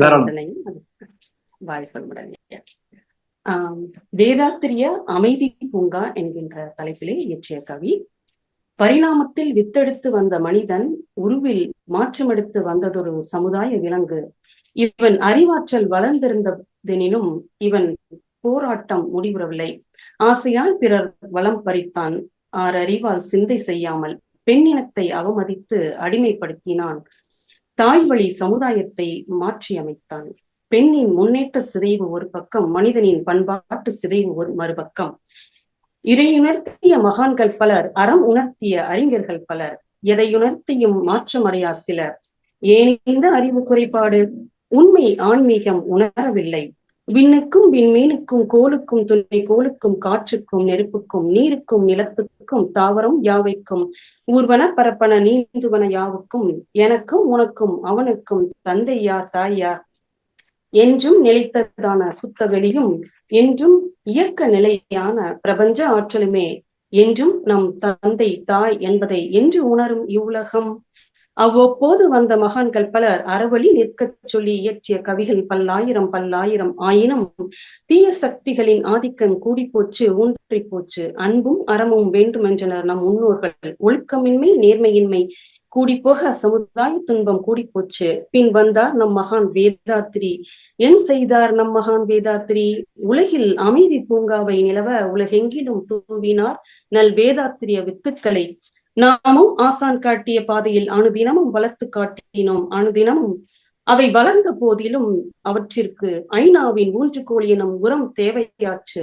இதோ கிளம்பி விட்டார்கள் நம் சங்கத்தின் பிரதிநிதிகள். இருளில் மூழ்கிய நம் மக்கள் அருளில் மூழ்கியதால் ஒளி கிடைத்தது, வேதாத்திரிய ஒளி கிடைத்தது. இனி ஆன்மீக ஒளி உலக மக்கள் அனைவருக்கும் எங்கெங்கும் எப்போதும். வாருங்கள் நண்பர்களே, நாம் அந்த வேதாத்திரிய பூங்காவிற்கு காலச்சக்கர வாகனத்தில் முன்னோக்கி செல்வோம். அந்த பூங்காவில் அன்பு மலர்களும் அறிவு மலர்களும் அற மலர்களும் மலர்ந்துள்ள அதன் நறுமணம் எங்கெங்கும் பறந்துள்ள. அங்கே போட்டி இல்லை, பொறாமை இல்லை, மதம் இல்லை, ஜாதி சன பேதமும் இல்லை, ஏமாற்று பிழைப்பும் இல்லை, அனைவரும் உழைத்தே வாழ வேண்டும். பசி இல்லை, ஏழ்மை இல்லை யாருக்கும், நீருண்டு உணவும் உண்டு யாவருக்கும், நாளை ஏன் செய்வோம் என்று ஒரு கேள்வியும் இல்லை. கல்விக்கும் உடல் நலத்துக்கும் கவலையுற வேண்டாம். குழந்தை வளர்ப்பும் முதியோர் பாதுகாப்பும் இனி அரசின் கடமையாச்சு. ஆம், ஓருலக ஆட்சி வந்தாச்சு, ஐநாவின் ஆட்சி வந்தாச்சு. அதுவே ஓருலக ஆட்சியின் மிகப்பெரிய அறக்கட்டளை. தவறு இழைப்போர் தம்மை கண்டித்து திருத்தும், போரெனும் அச்சமில்லை யாருக்கும், எல்லோருக்கும் எல்லாமும் பொது. இல்லந்தோறும் கதவிருக்கும், தாழ் இருக்காது, தோட்டந்தோறும் காயிருக்கும், கனி இருக்கும், காவல் இராது, சிறைகள் இனி தேவை இராது, அடைத்திடலாம். வாழும் உரிமையுண்டு மக்களுக்கு, இங்கே சமயமில்லை, சடங்குகளும் இல்லை, அதை கண்மூடி நம்புவாரும் இல்லை. அன்புண்டு, பண்புண்டு, அருளுண்டு, பொருளுண்டு, நிறைவுண்டு, அற வாழ்வுண்டு. வாழ்வோம் நாம் அந்த அமைதி பூங்காவில், மகிழ்வாய் மன நிறைவாய். வாழ்க வளமுடனையா, வாழ்க வளமுடன். உலக சமாதானம் இதுதாங்க. அவங்க இது 2 ஆண்டுகளுக்கு முன்பாக எங்களுடைய அறக்கட்டளையினுடைய ஒரு தினத்துக்காக, அறங்காவல தினத்துக்காக நான் இயற்றியது. இதற்கு மீண்டும் இதனை வாசிக்கணும், யாருக்காவது இதை காமிக்கணும்னு எனக்கு ஒரு அவா இருந்தது. அது இன்றைக்குதான் அது சரியான ஒரு தினமாக அமைந்தது. மிக்க நன்றி ஐயா. என்னங்கய்யா? இந்த அறக்கட்டளைங்க போரூர் சக்தி நகர் ஐயா. போரூர் சக்தி நகர். வாழ்க வளமுடன் ஐயா, வாழ்க வளமுடன். தற்போது ஐயா அவர்கள் நண்பர்களின் கேள்விக்கு பதிலளிப்பார்கள். முதல் நண்பராக பிரேமலதா பால்ராஜ்.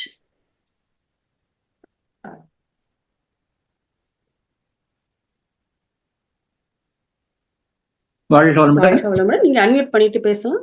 வாழ்க வளமுடன். வாழ்க வளமுடன் அம்மா. வாழ்க வளமுடன் அம்மா. பேசலாங்கம்மா. வாழ்க வளமுடன். உங்களுக்கு அன்மியூட் கொடுத்தாச்சுமா. ஒரு முறை மைக்கை டச் பண்ணிட்டு பேசுங்கம்மா. வாழ்க வளமுடன். உங்க உரை ரொம்ப நல்லா இருந்துச்சுங்க ஐயா. வாழ்க வளமுடன். அப்படியே நாங்களாம் இந்த குடும்ப கடமையில அப்பப்ப கொஞ்சம் தொய்ச்சு போறோம். இந்த மாதிரி பேராசிரியர்கள்லாம் பேசும்போது, இல்ல நம்ம செய்யறது தப்பு, திரும்ப ஒரு நம்ம போகணும், செய்யணும், மன்றத்துக்கு போகணும் அப்படிங்கிற ஒரு விழிப்புணர்வு வருதுங்க ஐயா. அதனால ரொம்ப ரொம்ப நல்லா இருந்துச்சுங்க ஐயா. உங்க உரை ரொம்ப சிறப்பா இருந்துச்சு. எனக்கு ஒரு டவுட்டுங்க ஐயா. இப்ப நம்மலாம் யோகால இருக்கிறவங்க கொஞ்சம் பேர் நம்ம உடற்பயிற்சி செஞ்சாவே நம்மளோட கர்ம வினைகள்லாம் அகலும்னு சொல்றாங்க. இந்த சமுதாயத்துல ஆனா எவ்வளவு மக்கள் கோயிலுக்கு போனாதான் கர்ம வினைகள்லாம் அகலும்னு சொல்றாங்க. இப்ப அவங்களுக்கும் அது சரிங்களா ஐயா? அப்ப நமக்கும் அது நம்மளோட கர்ம வினைகள் அகலும், அவங்களோட கர்ம வினைகள் அகலுங்களா ஐயா? இல்ல, அவங்களுக்கு எது நிறைவோ அதை அவங்க செய்யட்டும். சரிங்க ஐயா. சரிங்க, நமக்கு எது நிறைவா இருக்கோ நம்ம அதை செய்வோம். நம்மளும் கோயிலுக்கு போயிருக்கிறோம். ஆமா, போயிருக்கோம் தாங்க ஐயா. நேரடியா எங்க மனவளக்கலைக்கு வரல. ஆமாங்க ஐயா. நம்ம கோயிலுக்கு போயிருக்கிறோம், எல்லா சாமியும் கும்பிட்டு இருக்கோம், எல்லா பரிகாரம் பண்ணி இருக்கிறோம், எல்லா பலகாரம் சாப்பிட்டு இருக்கிறோம். ஆமாங்க ஐயா. ஆனா நமக்கு அதுல ஒரு நிறைவு இல்லை, அதனால இங்க வந்திருக்கிறோம். சரிங்க ஐயா. நமக்கு யாருக்கு தேவை இருக்கோ அவங்களுக்கு கொடுப்போம். அவங்க என்ன செய்யறாங்களோ அதை செய்யட்டும், அதையாவது கரெக்டா செய்யட்டும். அது ரொம்ப சந்தோஷம். கோவிலுக்கு போய் இறைவனை நல்ல பக்தியோட வணங்கிட்டு வராங்கன்னா அது நல்லது. அது ஒண்ணும் தவறான விஷயம் கிடையாது. இல்ல, இந்த கர்ம இப்ப நம்ம எக்ஸசைஸ் பண்ணும்போது, இந்த தவம்லாம் பண்ணும்போது நம்மளுக்கு இருக்கிற நோய் எல்லாம் அகலும்னு சொல்றாங்க இல்லையா? ஆனா அந்த கோயிலுக்கு போகும்போது அவங்களோட கர்ம வினை அடைஞ்சு அவங்களுக்கு நோய் இல்லாம அவங்க இருப்பாங்களா ஐயா? அதாவது ரொம்ப ஒண்ணுமே இல்ல, கர்ம வினை இல்லைன்னா அவங்க அதுவே போதும். ஓகேங்க ஐயா. அவங்களுக்கு என்ன இருக்கு அப்படின்ற விஷயம் ஒவ்வொரு தனிநபருக்கும் தனிப்பட்ட ஒரு தொகுப்பு இருக்கு இல்லைங்களா? சரிங்க ஐயா. அந்த தொகுப்பு அவரவருக்குரியது. சரிங்க ஐயா. சரிங்களா? அதை அவங்கவுங்கதான் முடிவு பண்ணணும். எனக்கு நம்ம கோயிலுக்கு போறதே போதுமா, இல்ல நான் வேற ஏதாவது தேடணுமான்றது அவங்களுடைய வாழ்க்கை அதை உணர்த்தும். சரிங்கய்யா. என் சிஸ்டர் எல்லாம் சொல்லிட்டு இருக்கேன், வரமாட்டேங்கிறாங்க. அவங்க எல்லாம் கோயிலுக்கு தான் போயிட்டு இருக்காங்க. அதனாலதான் நீங்க அவங்களை வாழ்த்துறது மட்டும் தான் நம்ம வேலை. சரிங்கய்யா. சரிங்கய்யா.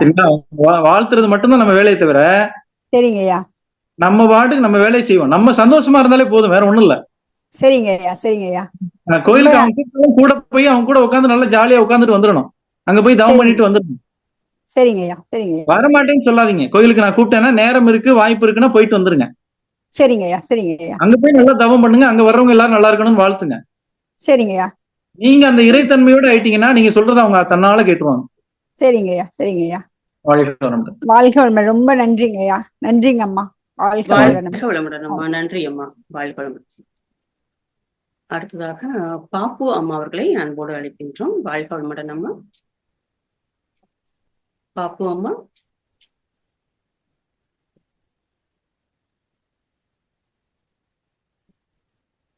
பாப்பு அம்மா, ஒரே ஒரு முறை மைக் டச் பண்ணிட்டு பேசலாமா? நன்றிம்மா, நன்றிம்மா. கிடைச்சிருச்சுமா. வாழ்க வளமுடன்மா. வாழ்க வளமுடன். ரொம்ப ரொம்ப அருமையான கவிதைம்மா உங்களுது. நல்ல நெடிய நீண்ட கவிதை, ரொம்ப சிறப்பு. வாழ்த்துக்கள்மா. உங்களுக்கு முதல்ல வாழ்த்து சொல்றேன். ரொம்ப அருமையா இருந்தது. தம்பி, வாழ்த்துக்கள் தம்பி. ரொம்ப 2வது முறை எங்க ஸ்பீச் கேட்கறேன் நானு. ரொம்ப அருமை. உங்க மாதிரி இளைஞர்கள்லாம் வரணும் தம்பி, நிறைய வரணும், நிறைய ஸ்பீச் கொடுக்கணும் தம்பி. ரொம்ப சிறப்பான தலைப்பு, சிறப்பான ஸ்பீச். ரொம்ப அருமை. கேட்க இன்னும் திருப்பி கேட்கணும். முதல்ல நம்ம ஆசிரியர்கள் கேட்கணும் தம்பி.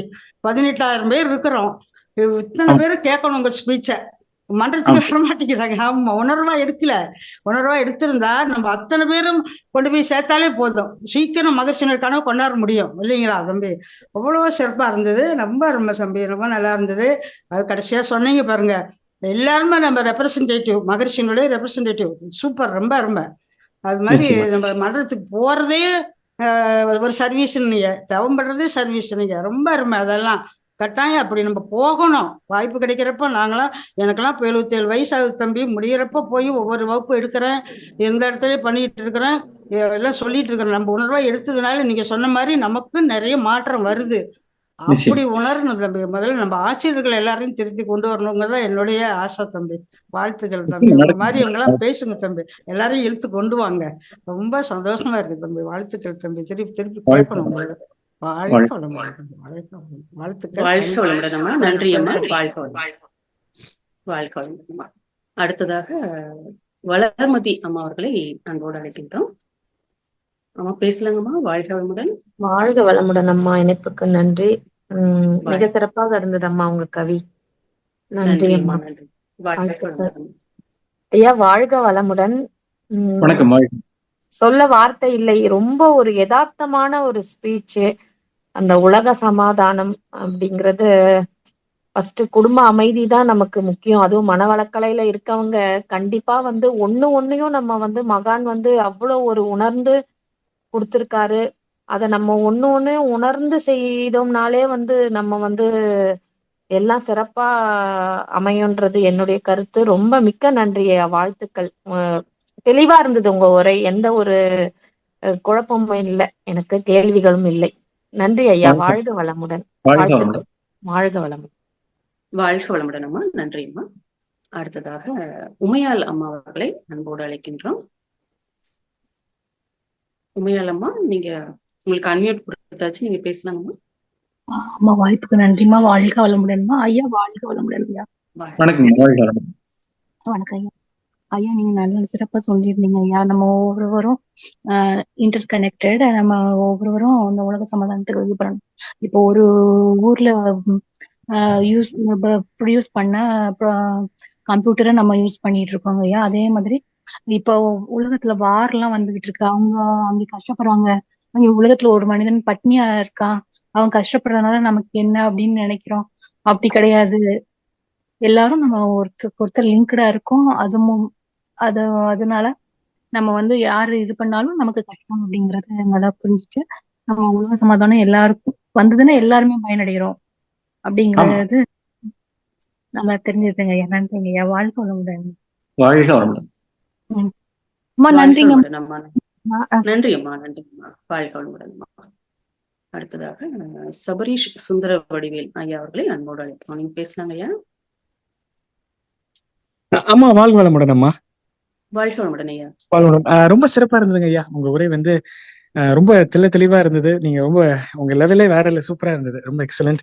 எனக்கு ஒரு கேள்வி. நீங்க சொன்னதுல அந்த ஒரு பாடல் சொன்னீங்க, அதாவது அடையாளம் தான் துறப்போம் எல்லா தேசத்திலும் போய் அந்த பாடலான்னு கேட்டிருக்கேன். இப்போ என்னன்னா, இப்போ நீங்க இந்த சொல்ற மகரிஷி சொல்ற எல்லா கான்செப்டுமே இப்போ இன்க்ளூசிவ் எக்கனாமிக்ஸ்ன்னு சொல்றாங்க MBA-ல இல்ல PGDMA அந்த ஹை லெவல்ல. அது எப்படி அவங்க இவரு எல்லாத்தையுமே சொல்லிட்டாரு மகரிஷி, இனிமேல் அங்க படிக்கிற எல்லா இதுவுமே வந்து அப்பவே எப்படி கணிச்சாங்கன்னு கேக்குறேன். இவ்வளவு படிச்சாலுமே ஒன்னும் தெரிய மாட்டேங்குது, அதான் கேட்டேங்கய்யா. நமக்கு விஷயம் என்னன்னாங்க, இந்த பாடம் அப்படின்னு சொல்லக்கூடியது எல்லாமே நம்ம மனிதர்கள் வந்து சிக்கல்கள் வந்ததுக்கு அப்புறம் ஏற்படுத்தினது. மகரிஷி அவங்க வந்து எழுதுனது வந்து பாத்தீங்க அப்படின்னா திரிகால ஞானம்னு சொல்றாங்க இல்லைங்களா, முற்கால அனுபவம், தற்கால நிகழ்வு, எதிர்கால விளைவு, இது மூணையும் கணித்து அவங்க எதோட நம்ம கால வேக தூர வருமன் இந்த 4 நிலைகளை தாண்டியது இறைநிலை. அப்ப என்னன்னா அந்த காலம் அப்படின்ற நம்ம டைம் டிராவல் அப்படின்றது இப்ப சொல்றோம் இல்லைங்களா, அந்த டைம் டிராவலுக்கு என்னன்னா there is no need any equipment. அவங்க வந்து தன்னுடைய ஆன்ம நிலையில இறைநிலையோட இணையும் போது it is possible to time travel அப்படின்றத அந்த கணிப்பு இருக்கு பாத்தீங்களா, அந்த கணிப்பு அப்படின்னு யூகம்னு சொல்லக்கூடியது எதிர்காலத்துல எதெல்லாம் நடக்கும், இதெல்லாம் தேவை அப்படின்றதெல்லாம் இவங்க அவங்களுடைய எண்ணம் தான் இன்னைக்கு பாடமா வந்திருக்கு. சரிங்க ஐயா, ரொம்ப சிறப்பு ஐயா. முடிச்சவங்க நம்பர் போட்டு சாட்ல போடுங்க. ரொம்ப நன்றி. வாழ்க வளமுடன் அம்மா. நன்றி. வாழ்க வளமுடன் ஐயா. நன்றி ஐயா. வாழ்க வளமுடன். அடுத்ததாக குணவதி அம்மா அவர்களை வாழ்க வளமுடன் அன்மியூட் பண்ணிட்டு பேசலாங்கம்மா. வாழ்க வளமுடன். வாய்ப்புக்கு நன்றி மேடம். வாழ்க வளமுடன். பேசலாங்க. உங்கள் கவிதை மிகவும் நன்றாக இருந்தது. ஒரு மனிதன் வந்து வசனமா ஒரு செய்தியை சொல்றதை விட கவிதையா சொன்னா அது நீண்ட நாள் நிலைக்கும். நான் 11th படிக்கும்போது கண்ணகீசனை தேராமண்ணா செப்புவதுடைய எல்லாரும் செப்புன்னு எமையோர் வியப்பன்னு எங்க தமிழையா பாடம் நடத்தின ராகம் இன்னும் என் காதுல ஒழிச்சுக்கிட்டே இருக்குது. ஏன்னா கவிதைக்கு அப்படி ஒரு அமைப்பு உண்டு, சிறப்பு உண்டு. அதனாலதான் தாலாட்டு சொல்லி சொல்லி குழந்தைங்களை அந்த ஆட்டுக்கு வச்சாங்க. உங்க கவிதை நன்றி. வாழ்க வளமுடன் ஐயா. வணக்கம் ஐயா. மிக பெரிய ஒரு தத்துவம் உலக சமாதானங்கிறது, அதை எடுத்துட்டு பேசியிருக்கீங்க. நம்ம வரலாற்றுல பார்த்தோம்னாலேயே ஜவஹர்லால் நேரு அவர்கள் வந்து முதல் பஞ்சசீல கொள்கையை கொண்டுட்டு வந்தார். நாடுகளுக்கு இடையே இருக்கக்கூடிய போரை தவிர்க்கணும் அப்படின்றதுக்காக. அதற்கு அடுத்தபடியா பாத்தீங்கன்னா நம்ம காந்தி மகான் வந்து நம்ம நாட்டுக்கு சுதந்திரம் கிடைக்கிறதுக்கு அறமுறையில போர் செஞ்சாங்க.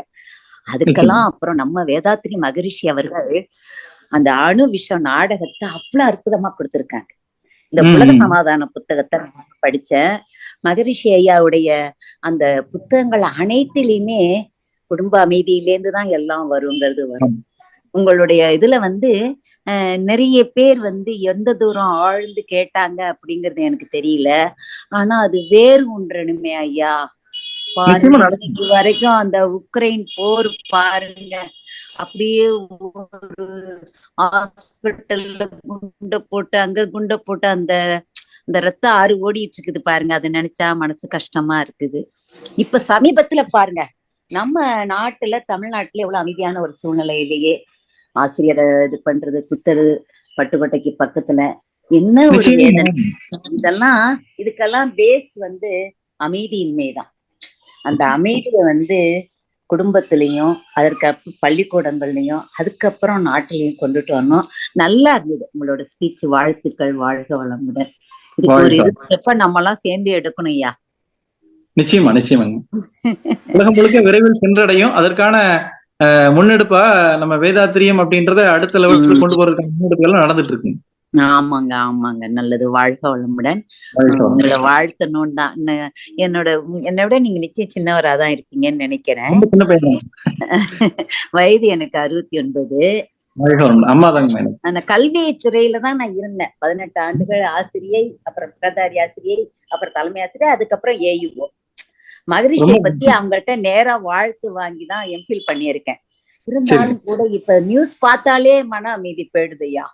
ஐயோ இப்படி வாழ்க வளமுடன். நன்றி. வாழ்க வளமுடன். தேங்க்யூ. வாழ்க வளமுடன் அம்மா. நன்றி அம்மா. வாழ்க வளமுடன்.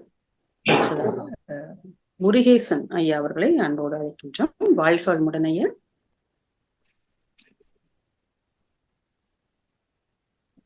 முருகேசன் ஐயா, உங்களுக்கு அன்மியூட் கொடுத்தாச்சுங்க ஐயா. ஒரே ஒரு முறை மைக் டச் பண்ணிட்டு பேசலாங்க ஐயா. வாழ்க வளமுடன்.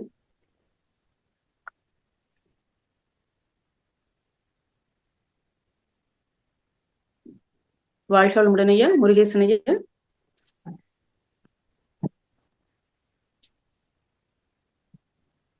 அடுத்ததாக செல்வராணி அம்மா அவர்களை அழைக்கலாம். வாழ்க வளமுடன் அம்மா.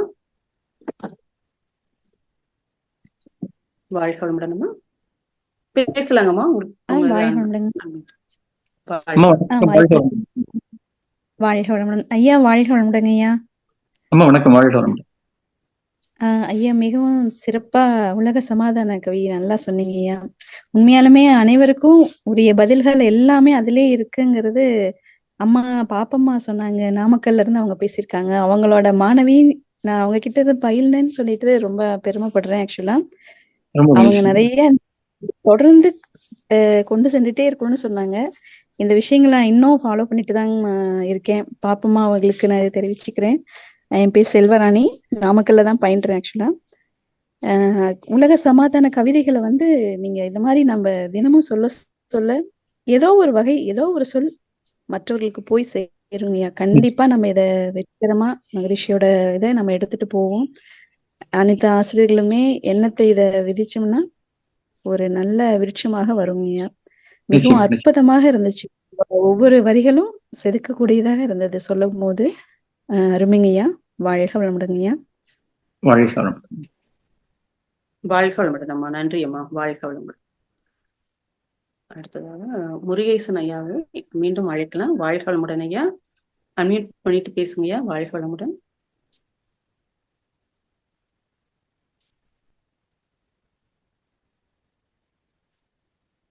அருள்நிதி ராதா அம்மா. வாழ்க வளமுடன். வாழ்க வளமுடன்மா. வாய்ப்பு கொடுத்தமைக்கு நன்றிம்மா ஐயா. எக்ஸலண்டா இருந்ததுங்க ஐயா. ரொம்ப ரொம்ப எல்லாரும் விரும்புவது இதுதாங்க ஐயா, உலக சமாதானம் சீக்கிரம் வரணும் அப்படின்ட்டு. ரொம்ப நிறைய கத்துக்கள் சொன்னீங்க. அதுலயே அந்த பரமபதம் கத்து எனக்கு ரொம்ப பிடிச்சிருக்குங்க ஐயா. கொஞ்சம் மனசு தவழும் போது நீங்க சொல்ற மாதிரி பாம்பு வாய்க்குள்ள நுழைஞ்சிட்ட மாதிரி ஆயிடுது. அதுக்கப்புறம் மறுபடியும் தம் கட்டி தான் மேலே ஏற வேண்டியது. சொல்லுவாங்கல்ல, ஒரு படி ஏறினா 4 படி இறங்குறோம் அப்படின்ட்டு. அந்த மாதிரிதான் நினைக்கிறேன். சொல்லுங்க ஐயா. முளைச்சரிக்குன்னு சொல்லுவாங்க. ஆமாங்க ஐயா. அந்த மாதிரிதான் ஆகுது. நம்ம கொஞ்சம் மேல ஏறும்போது ஏதோ ஒண்ணு வந்து ஜோன்னு காலை பிடிச்சி விட்டுட்ட மாதிரி ஒரு சிக்கல் வந்து இதாகுது. நீங்க அருமையா சொன்னீங்க ஐயா. நல்லா இருந்துச்சு. உலகத்துல யாருக்கும் சிக்கல் இல்லாம இல்ல. அதை கடந்து வர்றது அந்த கடக்கிற டைம் தான் கொஞ்சம் ரொம்ப ஒரு கடினமான ஒரு டைமா. அது வந்து ரொம்ப முயற்சி பண்ணிதான் கடக்கக்கூடிய ஒரு சூழலா இருக்குங்க ஐயா. அந்த கடினத்தை எளிமையாக்குறது நம்ம பயிற்சி. அந்த கடினமான சூழலை எளிமையாக்குறது பயிற்சி. பயிற்சி தாங்க ஐயா. ஆனா நம்ம வந்து இன்னும் ஆழ்ந்த நிலைக்கு போகாததுனால கொஞ்சம் கடினமா தெரியுது. ரொம்ப முயற்சி பண்ணிதான் கடக்க வேண்டியிருக்கு. ரொம்ப அற்புதமா இருந்துச்சுங்கய்யா. நன்றிங்கய்யா. வாழ்க வளமுடன் ஐயா. எங்களுக்காகவே பேசின மாதிரி இருந்துச்சு. அன்பர்கள் நிறைய பேருக்கு ரொம்ப உபயோகமா இருக்கும். நீங்க சொன்ன அந்த பாயிண்ட் கீழே இறங்கி ஏறது ஒரு அற்புதம். ரொம்ப நல்லா இருந்துச்சு. வாழ்க வளமுடன்.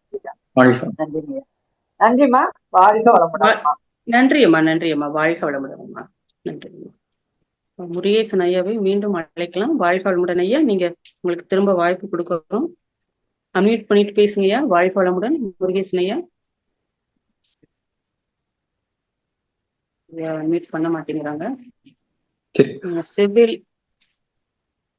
ஐயாவை செவேல் ஐயா வாழ்க வளமுடன். அன்மியூட் பண்ணிட்டு பேசுறாங்க ஐயா. வாழ்க வளமுடன் ஐயா. மிக சிறப்பாக இருந்தது. நீங்க சொன்னீங்க எடுத்துக்காட்டுகள்லாம் மகரிஷி எந்தெந்த எதுக்காக வடிவமைச்சாருன்னு எல்லாம் சொன்னீங்க. ரொம்ப அற்புதமா இருந்தது. அதே மாதிரி நீங்க மன்றத்துல ஈடுபட்டவர்களும் நிறைகள் குறைகள் எல்லாமே இருக்கும். அதெல்லாம் உண்மை. அதெல்லாம் நீங்க அவ்வளோ அனுபவத்துல சொன்னீங்க. அது உண்மைதான் ஐயா. எதையும் பொருட்படுத்தக்கூடாது. நீங்க நீங்க முயற்சி எடுத்து மேலே ஏறினா எதையுமே கண்டுக்காத நீங்க போகணும்னு சொன்னீங்க. ரொம்ப ரொம்ப அது ஆணித்தனமாக இருந்தது. ரொம்ப அது உண்மைதான் ஐயா. நம்ம அதுக்கு பயிற்சிகள் ஒரு நாளும் சத்தம் விடாம செய்யணும்னு சொன்னீங்க. அது ரொம்ப ரொம்ப உண்மையா. நம்ம உடம்புல நோய் இல்லாத நம்மளுடைய பொருளாதாரம் மென்மேலும் உயரத்துக்கு நீங்க சொல்றது எல்லாமே அது 100% நம்மளுடைய மகரிஷி கொடுத்த பயிற்சி ஒரு நாள் விடாம செஞ்சுட்டு வந்தாலும் நம்மளுடைய பொருளாதாரம் கரெக்டாக மேலே ஏறுதுங்க ஐயா. ரொம்ப நல்லதுங்க ஐயா சொன்னது. ஆனாலும் நம்ம இவ்வளவு தூரம் பண்ணிட்டோங்க ஐயா. ஏன் இவ்வளவு தூரம் இந்த ரஷ்யா உக்ரைன் போர்லாம் இன்னும் ஏயா இந்த அளவுக்கு இன்னும் அவங்க பெரிய தலைவர்கள்லாம் ஏயா இந்த அளவுக்கு வந்து எவ்வளவு மக்கள் அழிகிறாங்க? அது ஏன் அந்த இறையாற்றல் அதுக்கு தெரியாதுங்களா ஐயா? அந்த இறைக்கு ஏன் இந்த அளவுக்கு இருக்கு? வாழ்க்கை சொல்ல முடியுங்க. அதாவது நமக்கு இன்னைக்கு முதலே அந்த பேஜ்ல சொல்லும் போது கிட்டத்தட்ட வந்து 800 கோடியில இருந்து 1000 கோடி பேர் மக்கள் தொகைங்கயா. சரிங்களா? 18,000 ஆசிரியர்கள் தான் இருக்கிறோம்.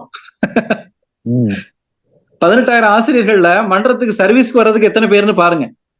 ஒவ்வொரு மன்றத்திலையும் போய் கேளுங்க. உங்க மன்றத்துல அறக்கட்டளையில எத்தனை ஆசிரியர்கள்னு பாருங்க. எத்தனை பேர் சர்வீஸ் பண்றாங்கன்னு பாருங்க. அந்த மனவளக்கலை பயிற்சி எடுத்தவங்க எத்தனை பேர் தொடர்ந்து பயிற்சி பண்றாங்கன்னு பாருங்க. பிராக்ஷன் டிமாண்ட் டோட்டாலிட்டி சப்ளைன்னு சொல்லுவாங்க மகரிஷி. பிராக்ஷன் டிமாண்ட் டோட்டாலிட்டி சப்ளை அப்படின்னு சொல்லுவாங்க மகரிஷி.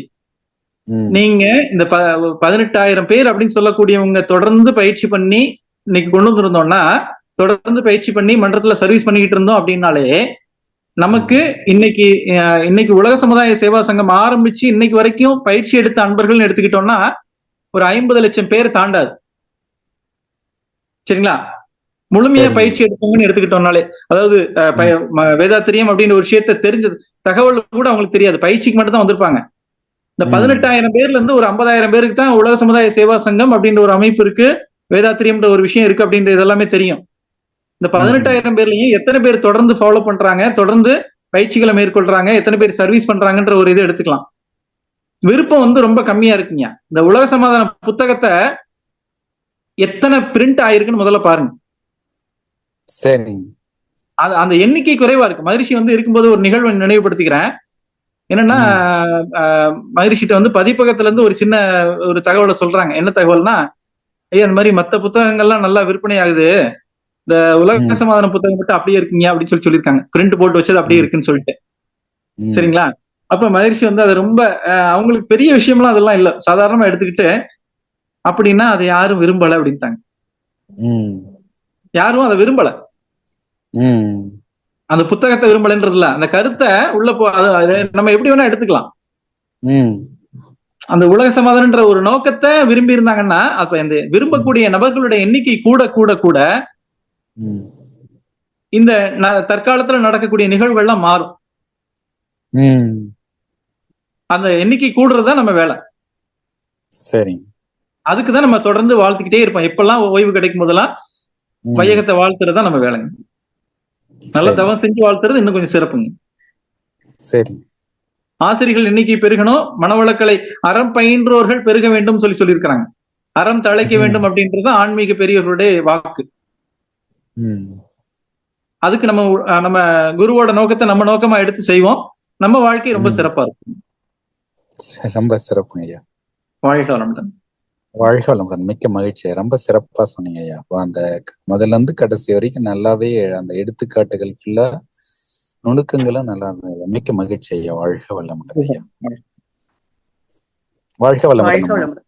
நன்றி ஐயா. வாழ்க வளமுடன். நன்றி. சுகன்யா அம்மா அவர்களை அன்போடு இருக்கின்றோம். அம்மா வாழ்க வளமுடன்மா. அன்மியூட் பண்ணிட்டு பேசுறாங்கம்மா. அம்மா வாழ்க வளமுடன். வாழ்க வளமுடன் அம்மா. உங்களோட கவிதை நல்லா இருந்ததுமா. நன்றி அம்மா. நன்றி அம்மா. ஐயா வாழ்க வளமுடன். வாழ்க வளமுடன். ஐயா, இந்த உலக சமாதான புக்கு வந்து எப்படி நாங்க வாங்குறது? மனவளக்கலை மன்றங்கள்ல கிடைக்கும்.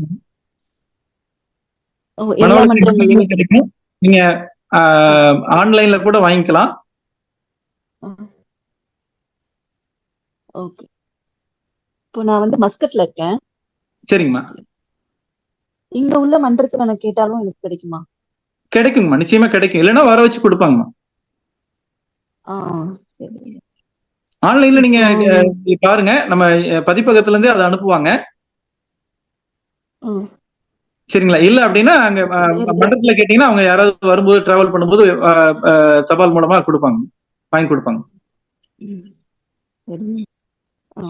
இப்போ உலக சமாதானம்ன்றது வந்து முதல்ல வந்து குடும்பத்திலேயே சமாதானமானதான் வரும் அப்படின்னு சொல்றோம் இல்லையா? இப்போ நம்ம வந்து பயிற்சியில இருக்கிறதுனால ஓரளவு என்ன நான் சமாதானப்படுத்திட்டு ஓரளவு ஒத்து குடும்பத்துல இருக்கிறேன். இப்ப என்னுடைய வீட்டுக்காரர் இருக்காரு இல்லையா? அவங்க அவங்க குடும்பத்தோட விஷயங்கள் எதுவும் நம்ம கிட்ட சொல்ல மாட்டாரு சரியா. நான் தெரிஞ்சுக்கிட்டு அவங்க கிட்ட கேட்கணும்னா, ஏன் இத வந்து நீ எல்லாத்துக்கும் கேக்குற, ஏன் இப்படி பேசுற அப்படிம்பாரு. சரி நம்ம எதுவுமே கேட்டுக்க வேணாம், ஏதாவது பிரச்சனைன்னு நம்ம அமைதியா இருந்தா, ஏன்னா நம்ம குடும்பம் பார்க்கணும் இல்லையா? சார் எதையுமே நம்ம நினைக்காம அமைதியா இருந்தோம்னா, நீ ஏன் கேட்டு இந்த மாதிரி எல்லாம் நடக்குது, ஏன் இதெல்லாம் தெரிஞ்சுக்க மாட்டியா, ஏன் கேட்க மாட்டியா அப்படிம்பாங்க. சோ இந்த மாதிரி நிலைமையில நான் எப்படி நான் அதை அணுகிறது ஐயா? அதனால என்னோட மன அமைதி கெடுது. நீங்க ஓரளவு நான் வந்து அமைதியாகின்னு சொன்னேன், நீங்க சொன்னீங்க நீங்க பேசும்போது. ஆமா, ஓரளவுக்கு நான் அமைதியா இருந்து குடும்பத்தை அமைதிப்படுத்துறதுக்கு முயற்சி பண்றேன்னு சொல்லிட்டேன். அந்த ஓரளவுன்றத அளவு இல்லாம முழுமையான அமைதியாக்கிருங்க. நம்ம மாதிரி சொல்வது என்ன சொல்லுவாங்கன்னா, பொறுமைக்கு வந்து எல்லை கட்ட வேண்டாம் அப்படின்னு சொல்லுவாங்க. நீங்க அதை முழுமையாக இந்த உலக சமாதானத்தை முழுமையா படிக்கும் போது நீங்க மனவளக்கு இது அகத்தாய்வு 3ல வந்து மனிதருள் வேறுபாடு ஏன்னு ஒரு தலைப்பு இருக்கும். அப்ப அந்த மனிதருள் வேறுபாடு ஏன்னு படிச்சீங்கன்னா அவங்களுடைய சைக்காலஜி, அதாவது நீங்க ஒருத்தருடைய சைக்காலஜி தெரிஞ்சுக்கணும் அப்படின்னா அந்த மனிதருள் வேறுபாடு ஏன் புத்தகத்தை முழுமையா தெரிஞ்சுக்கிட்டீங்கன்னா அது வந்து சோசியல் சைக்காலஜி. முதல்நிலை அகத்தாய்வு என்பது செல்ஃப் சைக்காலஜி. இரண்டாம் நிலை அகத்தாய்வு என்பது ஃபேமிலி சைக்காலஜி. மூன்றாம் நிலை அகத்தாய்வு என்பது சோசியல் சைக்காலஜி. இந்த மூணையும் நீங்க கிளியரா நல்லா ஆழமா புரிஞ்சுக்கிட்டீங்கன்னா இவங்களை ஹேண்டில் பண்றது ரொம்ப ஈஸிங்க. சரி, அகத்தாய்வு பண்ணல, அதுதான் என்னோட ப்ராப்ளமா இருக்குன்னு நினைக்கிறேன். அகத்தாய்வு படிங்க, அதை திரும்பவும் முதல் நிலை, இரண்டாம் நிலை, மூன்றாம் நிலை படிங்க நல்லா. மன்றத்துல வாய்ப்பு இருந்தா மன்றத்துல கலந்துக்குங்க, இல்ல ஆன்லைன்ல கலந்துக்கணும் ஆன்லைன்ல கலந்துக்குங்க. சரிங்களா? புத்தகத்தை எதுவுமே வாய்ப்பு இல்லைன்னா புத்தகத்தை முதல்ல நல்லா படிங்க. மனவளக்கலை தொகுப்பு 1, 2, 3 படிங்க. நிறைய விளக்கங்கள் கிடைக்கும். இதெல்லாம் இயல்பா மாறிடும். அதுக்கப்புறம் உலக சமாதானம் படிங்க. சரி ஐயா, ரொம்ப தெளிவான விளக்கம். வாழ்க வளமுடன். நன்றி ஐயா, வாழ்க வளமுடன். வாழ்க வளமுடன். நன்றி அம்மா, வாழ்க வளமுடன். அடுத்ததாக ஜெயக்குமாரி அம்மா அவர்களை அன்போடு அழைக்கின்றோம். வாழ்க வளமுடன் அம்மா. வாழ்க வளமுடன்மா. நன்றிங்கம்மா ஐயா. வாழ்க வளமுடன். வாழ்க வளமுடன் ஐயா. ரொம்ப சிறப்பான கருத்துக்கள் உலக சமாதானத்தை பற்றி. எத்தனை பேரிடம் உலக சமாதான புத்தகம் இருக்கு, எத்தனை பேர் பயிற்சி பண்றீங்க, 18,000 பேர்ல எத்தனை பேர் சர்வீஸ் பண்றீங்க? உண்மையிலேயே இது நீங்க சொன்னது ரொம்ப ரொம்ப சரியான ஒரு பதில் தாங்கய்யா. முழுமையா 18,000 பேரும் பண்ணா அதே எங்கேயோ போய் நிக்கும் இல்லைங்களையா? பயிற்சியை பண்ணிட்டு இருக்கும் போதே பாத்தீங்கன்னா சொல்றாங்க, ஒரு சில தடை வந்தா அது ஆன்மீகத்துல முன்னேறும் போது வர தடைகள் தான். அதையும் மீறி நம்ம வரணும் இல்லைங்களா? மனதுல வந்து நம்பிக்கை வேணும் இல்லைங்களா? ஃபர்ஸ்ட் குரு மேல நம்பிக்கை இருந்தா எப்படிப்பட்ட தடைனாலும் நம்ம அதை உடைச்சிட்டு வெளியே வரலாம் அப்படின்ற நிலையில தான் நம்ம மனவளக்கலை அன்பர்கள். மன்னிக்கணும், தடைன்னா வேற ஒண்ணும் இல்லைங்கம்மா. தடை என்பது என்னன்னா குருவோட நோக்கம் என்னோட நோக்கம் வேற வேறையா இருது, அதான் தடை. ஓ ஆமாம், சரிங்க. அது நீங்க பேசும்போதே சொன்னீங்க. கரெக்ட். வாழ்க வளமுடன். ரொம்ப சிறப்பான ஒரு விளக்கம். தடையே வராது. கண்டிப்பா கண்டிப்பா. கார் வாங்கணும், பிள்ளை வந்து டாக்டர் ஆகணும், கலெக்டர் ஆகணும் அப்படின்னு நான் விருப்பம் வச்சுன்னா அது தடையா மாறி. சரிங்க. உடல்நல பிரச்சனை வரும்போது அதெல்லாம் 2 நாள்ல சரியா போயிருங்கம்மா. சரிங்க, அது கரெக்டுங்க. உங்ககிட்ட பேசவே முடியாது. 2 நாள்ல சரியா எல்லாமே குருதான்.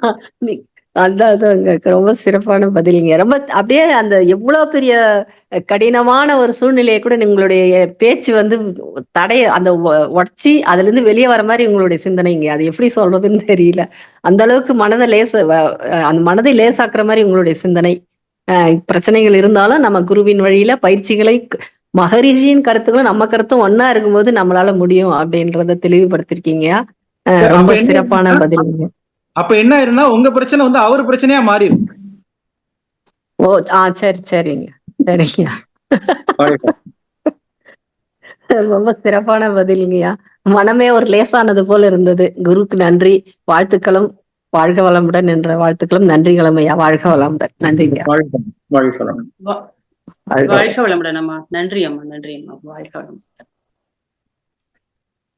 வாழ்க வளமுடன். முருகேசன் ஐயா கடைசி வரைக்கும் அவங்க அன்மியூட் ஆகவே மாட்டேங்கிறாங்க. ஏதாவது மொபைல் ஹேண்டில் பண்றதுல ஏதாவது ப்ராப்ளம்? இறுதியா ஒரே ஒரு முறை வாய்ப்பு கொடுத்தாச்சு ஐயா. நீங்க மைக்க ஒரே ஒரு முறை லேசா டச் பண்ணிட்டீங்க, அன்மியூட் ஆயிருங்க. வாழ்க வளமுடன்.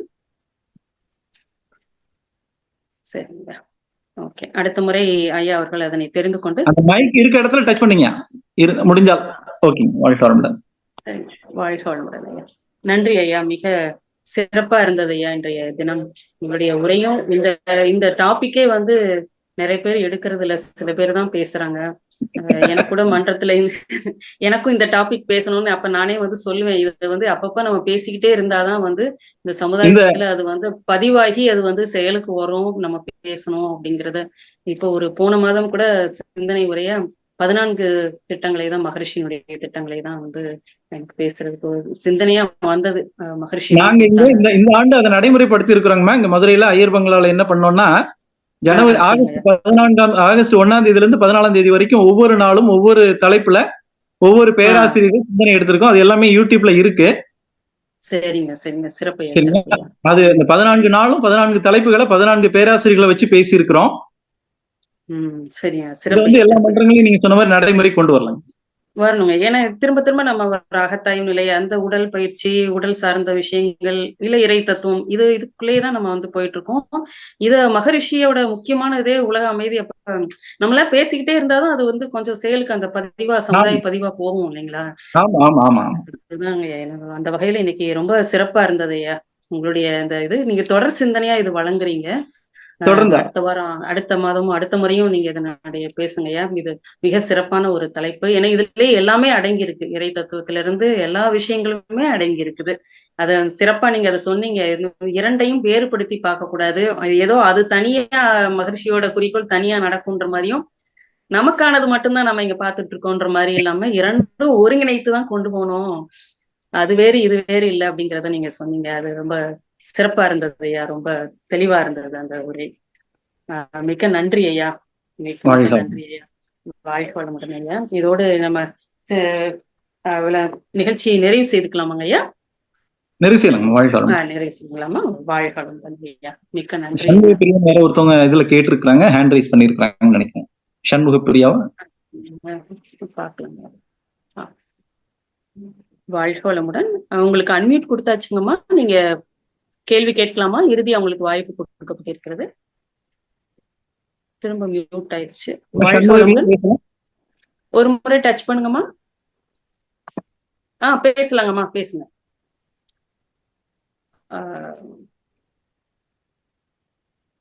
மியூட் ஆயிட்டு மியூட் ஆச்சு. இப்போ ஒரு முறை டச் பண்ணுங்கம்மா. டச் பண்ணிட்டு நீங்க பேச ஆரம்பிங்க. ஒரே ஒரு தடவை டச் பண்ணா போதும். போதும், அப்படியே விட்டுருங்க. ஐயா வாழ்க வளமுடன் ஐயா. வாழ்க வளமுடன் ஐயா. 2 டவுட் ஐயா எனக்கு. இப்போ மகரிஷியோடது வந்து யூனிவர்ஸ்ன்றது எனர்ஜின்னு சொல்றாங்க. இப்போ ஃபர்ஸ்ட் ஒருத்தவங்க கேட்டிருந்தாங்க, நம்ம மன்றத்துக்கு அதிகமா வந்தா கோயிலுக்கு அதிகமா போக முடியாதா அப்படின்னு சொல்லிட்டு. லைக் இப்ப கோயில்லயும் நம்ம வந்து சிலைக்குள்ளேயும் நம்ம அதே எனர்ஜியை தானே ஐயா பாக்குறோம். சோ நம்ம இப்போ இந்த ஆதி சங்கராச்சாரியார் அந்த புக்ஸ் இருக்கு இல்லையா, பெரியவா எழுதியிருக்க புக்ஸ், அந்த புக்ஸ்ல எல்லாம் பாத்தீங்கன்னா சிலைக்குள்ளேயே எனர்ஜி இருக்குன்னு தான் சொல்லி எழுதியிருக்காங்க. சோ நம்ம ரெண்டுலயுமே சைமல்டேனியஸா இருக்க முடியாதா? லைக் இதுல ப்ராசஸ் பண்ண அதை கொஞ்சம் விடுற மாதிரி வந்துருமா? இல்ல, உங்களுக்கு எது சூழல் அமைதோ, இது என்னன்னா பிடிக்குது பிடிக்காதுன்றது விஷயமே இல்லைங்கம்மா. பிடிச்சிருக்கு பிடிக்கலன்றது விஷயம் இல்ல. எதுக்கு உங்களுக்கு வாய்ப்பும் சூழலும் கிடைக்குதோ அதை செய்யுங்கன்னு சொல்றதுதான். கோயிலுக்கு போய் என்னால உட்கார்ந்து தவம் செய்யறதுக்கான வாய்ப்பு அமைஞ்சதுன்னா அதை செய்யலாம் தாராளமா. கோவில்ல வந்து நமக்கு தனியா ஒரு தவக்கூடம் ஒரு ஹால் மாதிரி வச்சிருக்காங்க இல்லைங்களா, அங்க போய் தவம் செய்யலாம். அங்க போய் சிலை வழிபாடு தவறானா போய் சிலையை கும்பிட்டு வர்றதுனால ஒண்ணும் தப்பு இல்ல. நமக்கு டைம் இருக்கு, டிராவல் பண்ண முடியும், போயிட்டு வர்றதுக்கான ஹெல்த் இருக்கு அப்படின்னா போயிட்டு வரலாம், தாராளமா போயிட்டு வரலாம். ஓகே. சரி, அதான் ஒரு டவுட். இதுல டிராவல் பண்ண பண்ண அதை விடுற மாதிரி வருமா அப்படின்னு தெரிஞ்சுக்கிறதுக்கு தான் கேட்கிறேன். இல்ல நீங்க வந்து ஏன் அந்த பேரியரை நீங்க கிரியேட் பண்றீங்க? விடணுமா வேண்டாமான்ற முடிவு பண்ண வேண்டியது என்னன்னா சூழ்நிலை தான். ஓகே. சரிங்களா? நீங்க இப்ப வந்து உங்களால டிராவல் பண்ண முடியும். நாளைக்கு வந்து நீங்க வேற ஒரு நாட்டுக்கு நீங்க போறீங்க. அந்த ஊர்ல கோவிலே இல்ல அப்படின்னா அங்க தெய்வம் இல்லைன்னு ஆயிருமா? இல்ல. நீங்க உங்க சூழல் காரணமா, வேலை வாய்ப்பு காரணமா கோவிலே இல்லாத ஒரு நாடு இருக்கு இன்னைக்கு உலகத்துல இருக்கு. சரிங்களா? அப்ப அந்த நாட்டுல போய் நான் கோவிலுக்கு போக முடியலன்னு சொல்லிட்டு தெய்வமே இல்லைன்னு ஆயிருமா? இல்ல. அப்ப அந்த நாட்டுல போய் நீங்க எப்படி வழிபாடு நடத்த முடியும்? அப்ப எப்ப எந்த சூழல்லையும் என் கூட இறைவன் இருக்கிறான். அந்த உண்மையை விளங்கிக்கிறதுக்கான தத்துவம் தான் இது. அந்த சிலையிலும் இறைவன் இருக்கிறான். ஓகே. அதனால வந்து இறைவன் இங்கதான் இருக்கிறான் அப்படின்ற சிலையில் மட்டுமல்ல, சிலையிலும் இருக்கிறான்.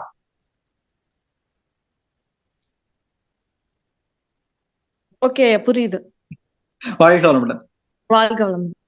வாழ்க வளமுடன் அம்மா, வாழ்க வளமுடன். ஐயா சொன்னது வந்து இப்ப நீங்க சொல்றது வந்து கோவிலுக்கு போவதை நம்ம தவிர்த்துருவோமா படிப்படியா அப்படிங்கிற மாதிரி நீங்க கேட்க வர்றீங்கம்மா. அப்படி கிடையாது. ஏன்னா நமக்கு இது புரிதல் வந்துருச்சு.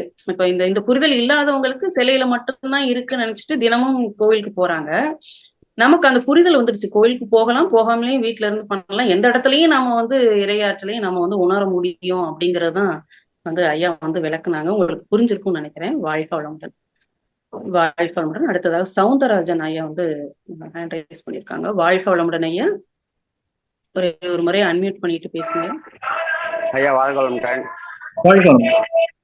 நிகழ்ச்சி ரொம்ப சிறப்பா இருந்துச்சுங்க ஐயா. நன்றிங்க ஐயா. வாழ்க வளமுடன். அப்புறம் இப்ப ஆகஸ்ட் 1 இருந்து 14 வரைக்கும் 14 பேராசிரியர் பேசி இருக்கிறதா சொன்னீங்களா ஐயா? அது எந்த லிங்க்லங்க ஐயா பாக்குறது? யூடியூப் சேனல் வந்து உலக சமாதானம் யூடியூப் சேனலுங்க. நான் முடிஞ்ச வரைக்கும் நான் ஐடில பேசி அதுல எதுவும் மாற்ற முடியும்னு நான் பாக்குறேன். லிங்க் இதுலயே போடுறதா இருந்தா கூட போடலாங்களா ஐயா? பேசுறது இதுலயே அந்த சேனல் இது பண்ணலாம். நான் ட்ரை பண்றேங்க. அந்த நிகழ்வு முடியறதுக்கு முன்னாடி நான் போட முடியும்னா போட்டுறேன். சரிங்க ஐயா, போட்டுருங்க ஐயா. நன்றிங்க ஐயா. ரொம்ப ரொம்ப சிறப்பா இருந்துங்க ஐயா. நன்றி. வாழ்க வளமுடன். வாழ்க வளமுடன். வாழ்க வளமுடன் ஐயா. வாழ்க வளமுடன். வாழ்க வளமுடன். இதோடு நிறைவு செய்துக்கலாங்க ஐயா. வாழ்க வளமுடன். வாழ்க வளமுடன். நன்றி ஐயா. நன்றி ஐயா. வாழ்க வளமுடன். அன்பானவர்களே, கடந்த 1 மணி நேரத்திற்கும் மேலாக ஐயா அவர்கள் உலக சமாதானம் பகுதி 2 என்கின்ற தலைப்பிலே உரை நிகழ்த்தி நல்ல பல விளக்கங்களை அளித்து நம்முடைய கேள்விகளுக்கும் சிறப்பான பதிலையும் அளித்து இருக்கிறார்கள். ஐயா அவர்களுக்கு நமது நன்றியை வாழ்த்தின் மூலமாக தெரிவித்து மகிழ்வோம். இணைப்பில் உள்ள அனைவரும் தவநிலைக்கு வந்து விடுமாறு அன்போடு கேட்டுக்கொள்கிறோம். மதிப்பிற்கும் மரியாதைக்கும் உரிய பேராசிரியர் அருள் பி. சுரேந்திரன் ஐயா அவர்கள் வாழ்க வளமுடன். ஐயா அவர்களின் உடல் நலம் வாழ்க வளமுடன். ஐயா அவர்களின் அன்பு குடும்பம் வாழ்க வளமுடன். ஐயா அவர்களின் அனைத்து பணிகளும் சிறப்பாக நடைபெற வாழ்க வளமுடன். வாழ்க வளமுடன். வாழ்க வளமுடன் ஐயா. மிக்க நன்றி ஐயா. வாழ்க வளமுடன் ஐயா.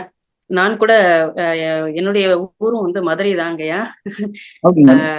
வருவோம் அப்பப்ப வந்து பாக்குறோங்கய்யா. அங்க வந்து பாக்குறோம். ஐயர் பங்களா தான் உங்களுடைய தவமயமாங்கய்யா? ஆமாங்க, ஐயர் பங்களால இருக்கும். எல்லா இடத்துக்கும் போயிட்டு வருவோம். சரிங்க சரிங்க. சிறப்பையா சிறப்பையா. எங்க வீட்டுல கேட்டுட்டு இருப்பாங்க, நம்ம மதுரைன்றனால நிறைய பேராசிரியர் வராங்க, ஏன் நான் மதுரையில இருந்து யாரும் வரலன்னுவாங்க. கரெக்டா வந்தது உங்களுடைய இதுவும் வந்து எனக்கு ஒருங்கிணைக்கிறதுக்கு இரையாற்றல் கொடுத்தது. அப்ப நான் சொன்னேன், நேற்றுக்கு தான் சொன்னேன் நானு, பாருங்க நீங்க கேட்டுட்டே இருந்தீங்க, நம்ம ஊர்ல இருந்து ஒரு பேராசிரியர் பேசுறாங்க. ரொம்ப சிறப்பையா, ரொம்ப சிறப்பையா. நன்றி ஐயா. வாழ்க வளமுடன் ஐயா. நம் கடமை அறவாழ்வின் நாட்டத்தே